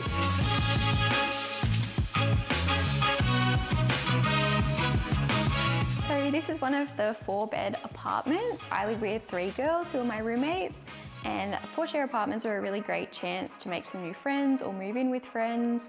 They do come furnished, but you can add your own little touches to make it look nice and homey. Each of us have our own secure bedrooms, and then the living space is all shared. So this is one of the common kitchens we have here at Wollongong. So on top of the kitchens we already have in our apartments that have a stovetop and a microwave, you can come down here and use the oven. There's also a stovetop down here, so it's really nice to come down and do some baking. We've also got some really nice study areas, so it's just generally a really nice place to hang out. So Wollongong is 2 minutes walk to the main lecture theatre and campus. We're right across the road from the beautiful Botanic Gardens, and another 2-minute walk just down to the bus stop that takes you into the city and the beach. So this is one of the common areas that we have here. This is the activities lounge. We also have an indoor and an outdoor cinema, a gamer's den, lots of outdoor spaces, music room. So there's so many different things to get involved with outside of study and be part of our community here at Wollongong. Starting at university is an exciting time, full of new experiences, opportunities, and individual challenges. At UOW, we have a community of people here to support you and help you succeed at every step. Whether you have a disability, medical condition, or injury, you can request support that will increase your accessibility to study, or helping you find your home away from home, to giving you the tools and support to succeed and hit your study targets. With access to information services and spaces for you to learn and collaborate, to help answer common questions and point you in the right direction. There are safe spaces to talk through challenges or any difficulty that may be impacting you. Someone to listen and help you develop strategies to navigate through whatever your struggle may be. Someone to help you navigate balancing life's ups and downs with your academic goals.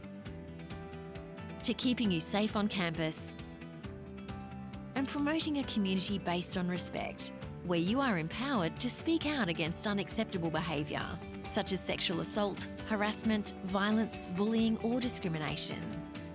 Programs designed to help you grow, discover your passions and connect. From gaining experiences and skills outside the classroom, to travelling distant lands and experiencing a truly global education. Helping you kickstart your career and boost your employability. And navigating and empowering our Indigenous students to embrace their culture and achieve academic excellence. To finding time to relax and unwind, to have fun, get active and find your people. To learn more about all of these services and programs, head to our current students page. And remember, we're always here to help.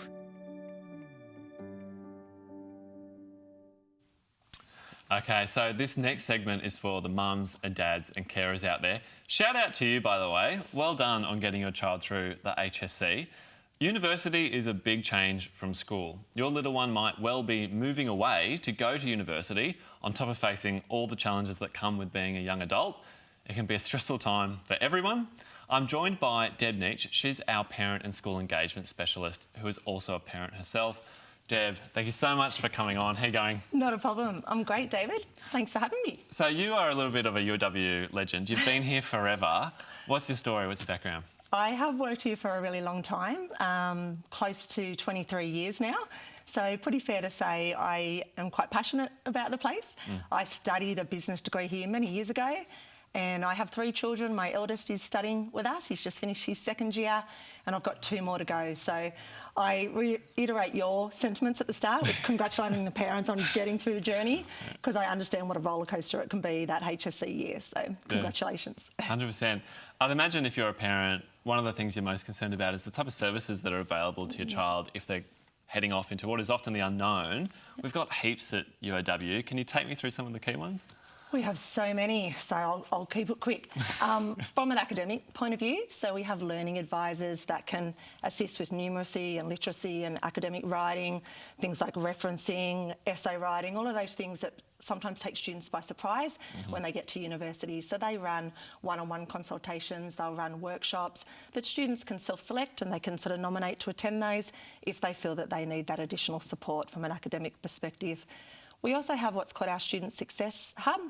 So that's based in our library on the Wollongong campus, but also at some of our other student counters at our other campuses. And that is always manned, and students can drop in there and get all the support they need. There's always somebody there that will tell them which staff member they need to reach out to and point them in the right direction as well. We also have, at a more student-to-student level, what's called peer-assisted study sessions, where some of our students that have achieved really well in a subject, in some of the more difficult first-year subjects, will run really informal kind of weekly sessions to help students navigate that difficult subject. And we let the students know if that's available within their particular degree for the subjects that they might be studying. For students that are coming in that maybe have a disability or an illness, we do have a large access and inclusion team, and they'll work with the student to make sure that they have any reasonable adjustments that they need to be able to succeed in their degree. So we encourage students to make contact with that team and get all of the support that's there for them. Sorry to interrupt. Those services that are available, do they cost anything? No, not at all. So at UOW, our focus, our commitment is to getting our students through their degree and allowing them to go on and have the successful career that they're after. So all of those support services are there to help them do just that. Yeah, awesome. Talking about succeeding, if you want to succeed in the upcoming competition, this is our word competition. We've got another word on the screen. There it is, at. It's competition word number 3. Write down at. If you want to get 2 free tickets to yours and ours, make sure you're keeping that in your back pocket. Send us that final sentence on Slido once the competition has ended, once all 5 words are out. 2 free tickets to yours and ours. Going back to what you were talking about before, UOW's recently been rated, I think, we're the first in Australia for equity, according to the AFR. So we have a lot of students that come to UOW that will be their first in family to go to university, and some of the terminology and the language that we use can be quite overwhelming, but we've been supporting those students for years, and that's being recognised in these most recent survey results. We do it well. We have services available for those students who may feel like they're out of their depth. We actually have a program that's called a first-year mentoring program.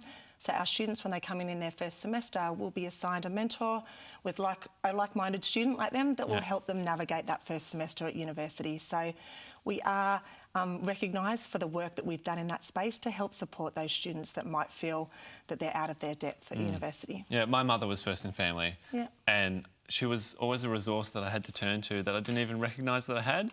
Do you know what I mean? I didn't realise that help was there. So if you don't have that, being able to turn to someone on campus would be huge. Definitely. And for the parents, I would encourage you, if you do take a call, or if your young person comes home from their first couple of weeks at uni and says, oh, it's all too hard, I've picked the wrong course, or I don't know how to write this essay, let them know that help is there. Just remember the Student Success Hub, that's that one-stop shop. Say to your young person, hey, have you made contact with the Student Success Hub?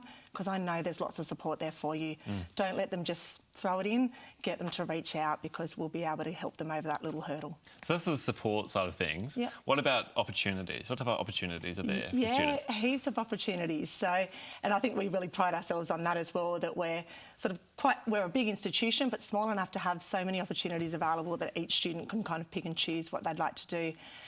So we've got clubs and societies that are tailored to all sorts of different interest levels. So there's academic societies that students might like to join, like our Law Society or our Marketing Society, or there's our Formula SAE race car team or the motorsport team where they build a race car. There's sports kind of clubs that students can join as well.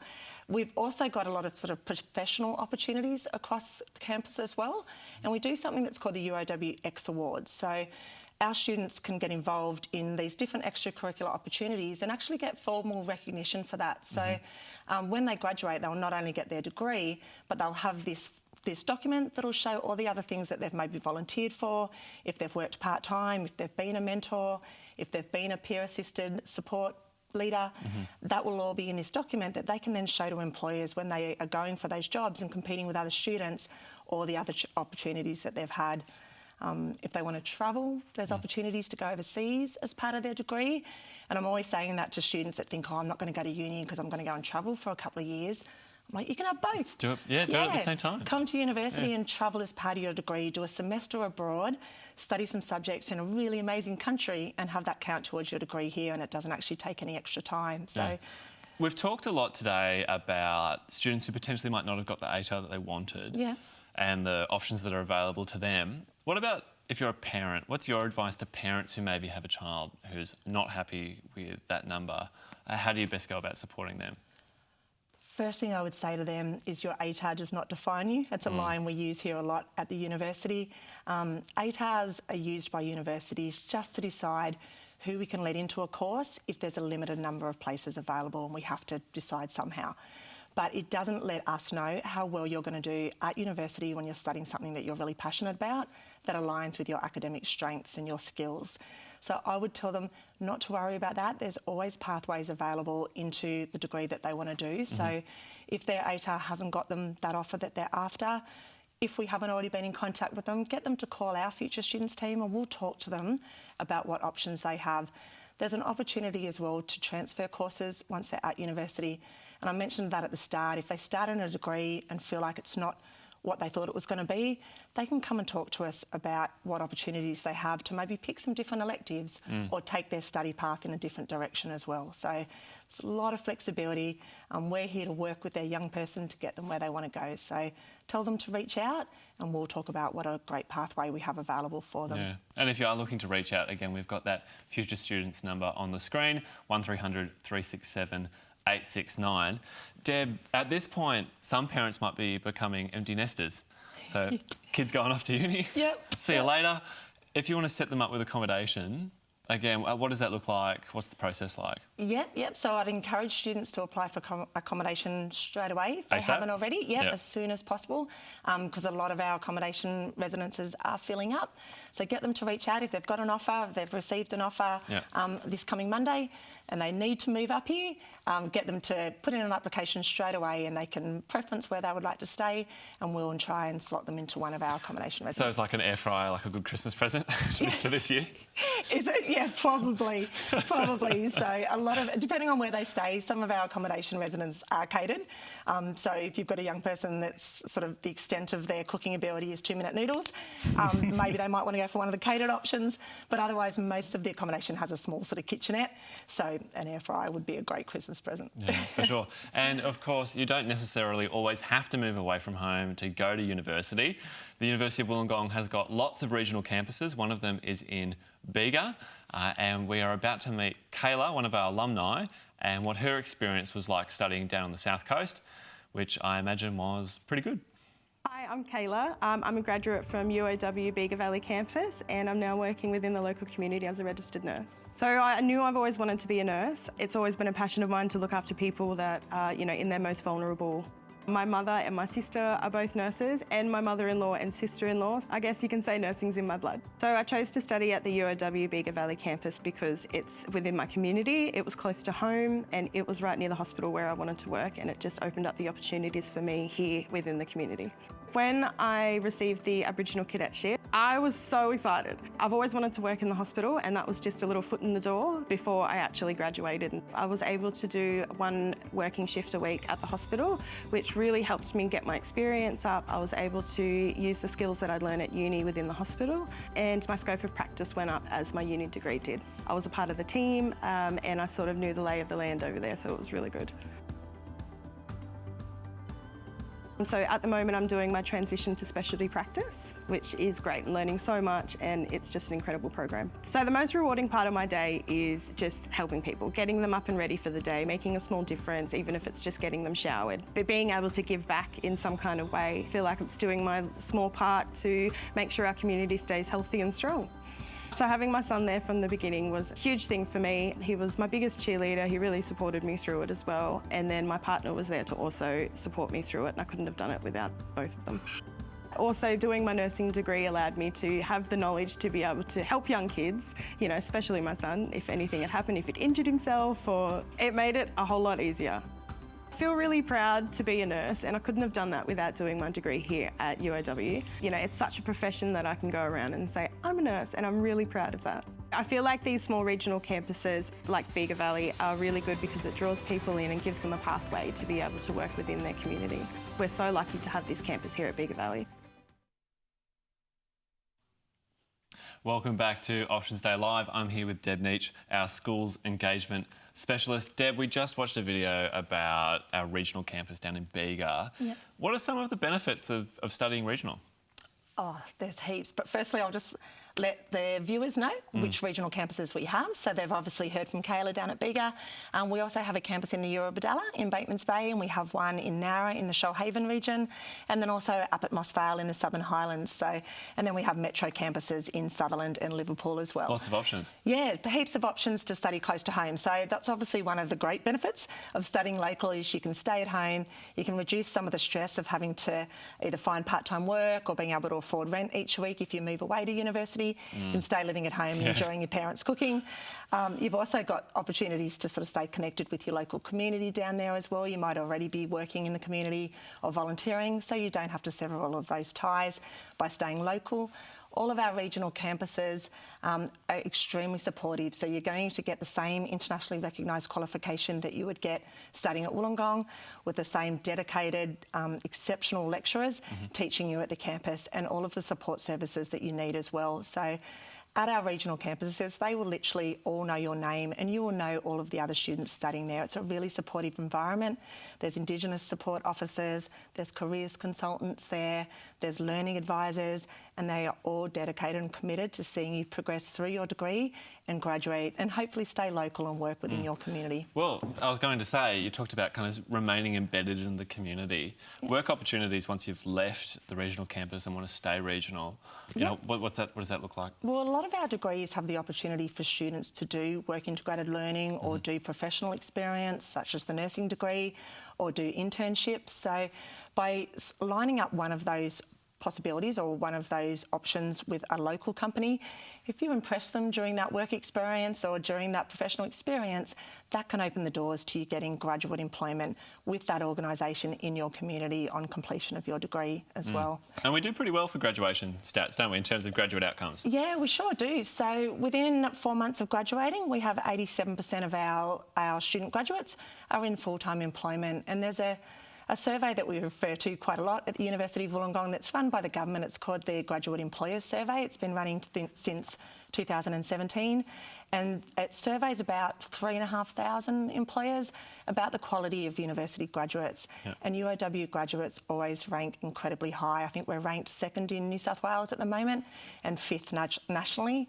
And since that survey's been running in 2017, we've been in that top 5 every year for the quality of our graduates. And I think it's because of these opportunities to embed work experience and get involved in industry throughout your degree. And it's not just in the really obvious ones like nursing and teaching. Our law students have to do internships. It's compulsory before they graduate. Our engineering students do.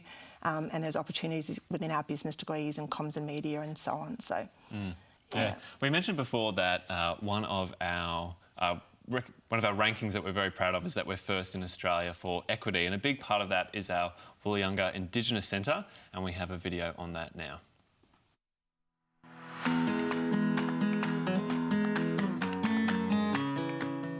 I'm Chance. I'm a Wiradjuri man. I'm from Central Western New South Wales, and I'm a first year studying a Bachelor of Science in Cellular Molecular Biology and a Bachelor of Laws.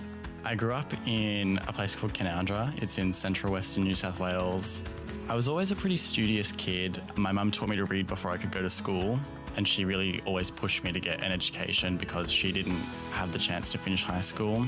I didn't want to stay home and go to one of my local universities. I wanted to sort of explore the world a little bit more. I got into accommodation, which was something that I really wanted to do And that's because I got an ICAS, an Indigenous Commonwealth Accommodation Scholarship, provided through the Wollongong Indigenous Centre.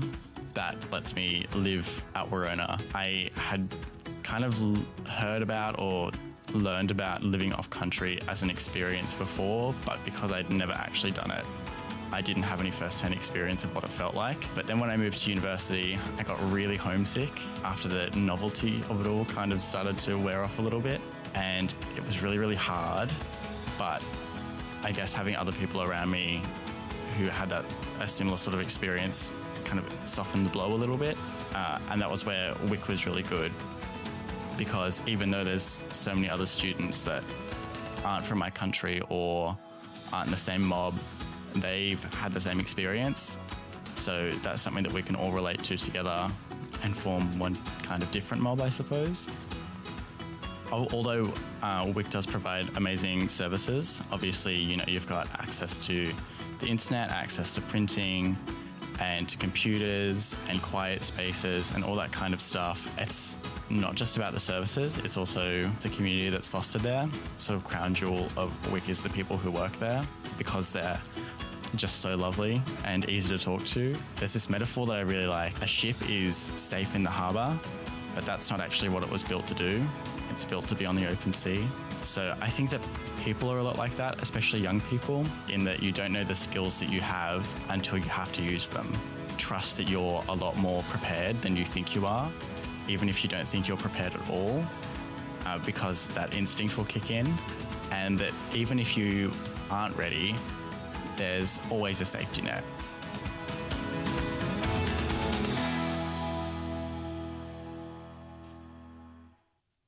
Hello, welcome back to Options Day Live. Thanks for sticking with us. We just heard about WIC. Deb, what are some of the supports and kind of services students can access through the Wollongong Indigenous Centre? Yeah. So WIC's based here on the Wollongong campus, and it's available for our First Nations students to go and get all the support that they need. They can access the actual building itself 24/7 and have access to the internet and the computers there. But also from an academic perspective, we get our First Nations students, when they start, to do a academic sort of strengths and needs assessment, where we can then tailor individual support to help them progress through their degree. We also have a program called our Indigenous Tailored Academic Program, where we actually match them with a Indigenous mentor that will support them throughout their degree as well in their area of study. They also have access to a whole range of different sort of cultural events and activities that happen on campus as well. Just this year, back in June, we hosted the Indigenous University Games, where we had Indigenous students from unis all over the eastern coast of Australia come and compete here in about, I think it was 6 or 7 different sports on campus, which was a really exciting and vibrant celebration of culture on campus that week, which was great. Fantastic. I have just heard through my little ear mic that we've got the next word coming up in our series of competition words. Word number 4, UOWs. Make sure you don't forget your hyphen when your apostrophe rather, when you're sending through your 5-word sentence. If you send it through, you're the first to send it through on Slido, you'll be up in line for 2 free tickets to yours and ours. That's where you need to go, uow.info/options24. Deb, we've also got an Indigenous admissions program? Yeah, that's correct. So Indigenous students can apply directly to Wollongong. They do, I think it's 3 intakes across the year. So I'd encourage anyone watching tonight that hasn't yet applied to have a look if they're still open, or otherwise look at visiting that next year. They do a phone sort of consultation with them about what their career goals are. Then they do a bit of a skills assessment of where their academic level is at, and then they can look at making them an offer into a degree at UOW or a UOW college program based on where their academic performance is at that time. So a great way to get into uni. Definitely a great way, and would encourage all Indigenous students to have a look at the IAP program. Yeah, fantastic. Deb, thank you so much. It's been so nice speaking with you again. So, I've known Deb since my very first few weeks of university. It's true. Yeah, and it's been so lovely. And I suppose that's kind of, for me, that's one of the highlights of UOW.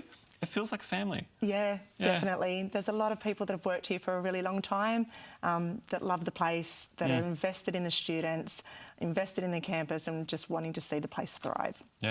We love it here. And that is, I suppose, the feeling, the vibe behind our next video. This is UOW. Catch you in a bit. I guess it all sort of started at UOW.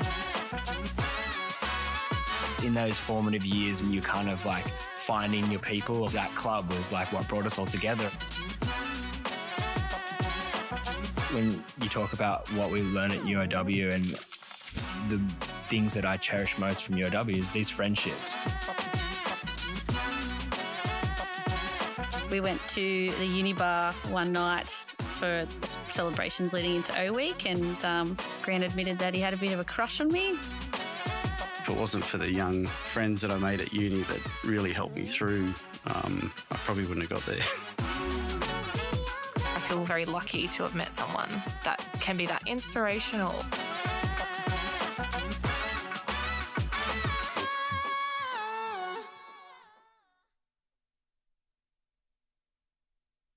To get started, head to the UAC website, uac.edu.au. Click the Apply or Login button and select Undergraduate Application from the drop-down menu. Read the information on the Start page. Take particular note of the application fee. Click the Start Your Application button. Register your application by entering your personal email address and a password. You'll be emailed a link to verify your email address. Once that's done, go back to the application start page and log in using your registered email address and password. Select your citizenship and tell us that you're a Year 12 student.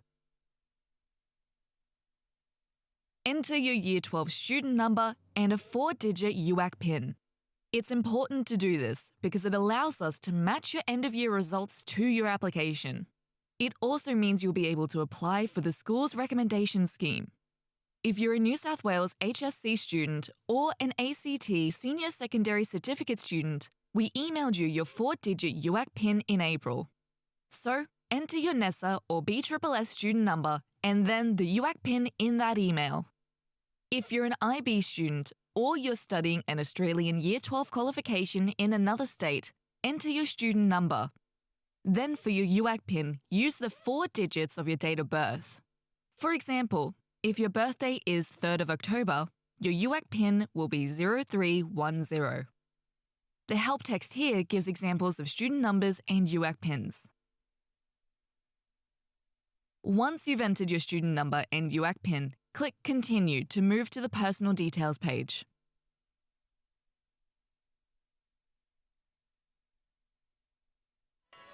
So, you've just rocked up at UOW. Here are some questions that we get. So, what's there to do on campus? There's plenty to see and do on campus. If you're hungry, you can hit up one of our many cafes or restaurants, or even go to the grocery store. Or you could stop by the uni bar, which is famous for its chip and gravy roll. We even have a pharmacy, a salon, and a post office. Or you could go to the gym, the pool, and we have a sports field too. I really want to travel. Should I take a gap year before starting uni? Here's something that might change your mind. UOW's Student Exchange Program lets you study abroad while earning credits towards your degree. We've partnered with over 250 unis in 45 countries, giving you the option to study overseas for a semester or a year. You'll travel the world, make lifelong friends and memories, and better yet, you'll get to keep your degree on track, so no delays or setbacks. And most students say that was the best part of their uni experience. What do I do if I'm struggling with my coursework? So starting uni can be a big change, but don't worry, there's lots of support to help you settle in. UOW offers free services and resources to help make your transition to uni that little bit easier. One of these great resources is PASS, the peer-assisted study sessions. They're held weekly by senior students who have aced that subject before. PASS sessions help you understand tricky concepts, build new skills, and connect with other students in a friendly and supportive environment, helping you to do your best. Is it easy to meet new people at uni? It's so easy to make new friends. In some courses, they have over 100 students, so you're bound to find your crowd. But remember, everyone's in the same boat, so don't be afraid to put yourself out there. If you're keen on meeting like-minded people, why not join a club or society? There's something for everyone, from volleyball to Swifties. So there you have it. We'll see you around. Now, ladies and gentlemen, in his last appearance of the night, we have Dr. Jake, again, he's not a real doctor. For those of you who haven't met Jake yet, he isn't actually a doctor, like I just said, despite the shining white lab coat. What he does have, however, are all the remedies to the aches and pains that university enrolment and applications and paperwork can cause. Jake, mate, thanks so much for coming back on one last time. We've still got plenty of questions to go through. We don't have much time left, so we'll see how we go. We've got one coming through from Anonymous, but it's an excellent question. Can I do creative electives during my degree? So electives outside of your main degree that you're doing. Yes, most of our degrees love to give students the choice about little interest subjects like electives. So most structures across the 3 or 4 years will normally have electives towards the back end. Some have it right from the beginning, but tailoring your experience with your elective subjects is available to most students. Some are more prescribed courses, but majority will have a bit of freedom and flexibility there. Yeah, fantastic. Also, keep an eye out, our very last word for our 5-word competition. Yep, there it is, seaside. Chuck seaside on the end of those other 4 words that have popped up over the last hour. Send us a message on Slido, ASAP. And if you're the first person to do that, that's 2 free tickets, our last 2 free tickets to yours and ours. I've got another question for you, Dr. Jake. Please. Let's have a look. I'm stuck enrolling. Who can I go to for help? For all of our enrolment inquiries up through to subject selection, you want to call our Future Students team. Love to chat with you. Yep. They're my team. Love to take the phone calls, email inquiries. Love to speak with students and get them through any enrolment troubles. Fantastic. And one more time, the number is 1300 367 869. I will be saying that in my sleep tonight. Jake, I've got one last question for you before we wrap up tonight, which is, what do you do in O week? So let's imagine we've gone through the whole process, we've finished UAC, we've done enrolment, we're ready to go. You land at uni, at UOW in O week. What's your recommendations? O week is all about getting students orientated. So it is when your orientation occurs, you meet some academics, meet your cohort of new students, new friends, and there's lots of celebrations. This is kicking off your journey at UOW, and we like to celebrate that. So there'll be pool parties, there's the uni bar parties, lots of free food, as is the story always at UOW, and it's a great opportunity to get acquainted with your new home for the next few years. So great opportunity to meet everyone and get an understanding of what's ahead with your course as well. Yeah, fantastic. And finally, before we let you go, that number that we've been talking about, the 1300 number, we've said multiple times, when can you call that number? You can call that number anytime, Monday to Friday, from 9 a.m. to 5 p.m, and our team will be available to you. Yeah, fantastic. Is it open tonight? It's been open till 7 tonight. So if you Open can till 7? Yes, if you can slide in the next few minutes, our team is still live. Otherwise, call again tomorrow at 9 a.m. Yeah, great. Can't wait. Jake, thank you so much, mate. Excellent Pleasure, work. David. Thank you very much. Till next time. Well, everyone, that's a wrap on Options Day Live. I really hope that you got something useful out of it. We have our winner, by the way, for our very last competition. I've just been told, Samuel Fitch. Well done, buddy. You've got 2 free tickets, one for you, one for a mate. You're going to yours and ours. I'll see you there. What have we done today? We have covered UAC. We've covered enrolment, study areas, uni life. We've given away tickets to music concerts. We've eaten 2-minute noodles. If we can cover this in 3 hours, imagine what you can do in up to 3 years at UOW. Now, if I can in my old age offer one last piece of advice, it's to simply study something that you're passionate about. If you don't like learning about a certain area, chances are you're not going to enjoy working in it either. At UOW, we have a saying, find your why. At first, I thought it was just a marketing slogan, but to be honest with you, it's actually pretty great life advice. Remember, if you have any questions about anything, Jake and the team are waiting on the other side of the Future Students phone line on 1300 367 869. Don't you forget it. I had to sneak that in there one last time. Regardless of what you do or where you go in 2025, good luck out there. The fun has only just begun. I'm David Barnett-Clement. See you on the flip side.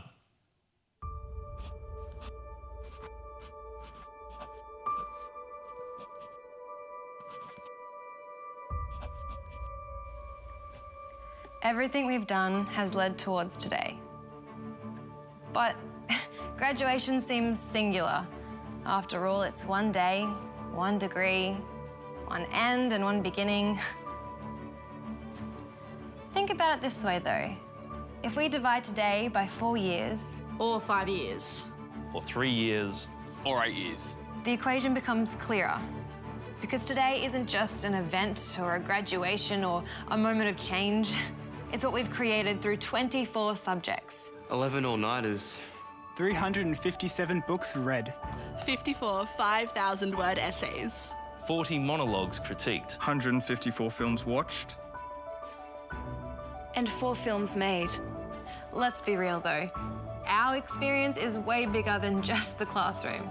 You've got to factor in 665 hypotheses, 6 heated dramas, 2 semesters abroad, 5 new cultures experienced, 12 concerts attended, 843 waves ridden, 169 hours lounging around, 17 dance parties, 2 major heartbreaks, and more lifelong friendships than we can count. When we take those experiences, the long days, late nights and early mornings into the equation, we realise that graduation at the University of Wollongong isn't just some singular thing. that it's a transition from finding our purpose to changing our world with the purpose we found. That our passport to the future has been stamped with the mark of a globally respected education. And most importantly, we realise the moments that led up to this are a tapestry, a symphony, an equation, a 65,000-year-old history. We realise that though today is a single moment, graduation is much bigger than any one day.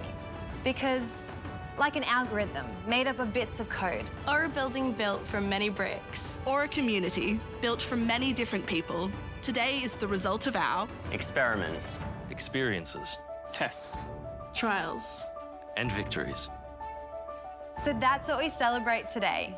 Not the cap, not the gown, but the infinite number of moments we shared at the University of Wollongong.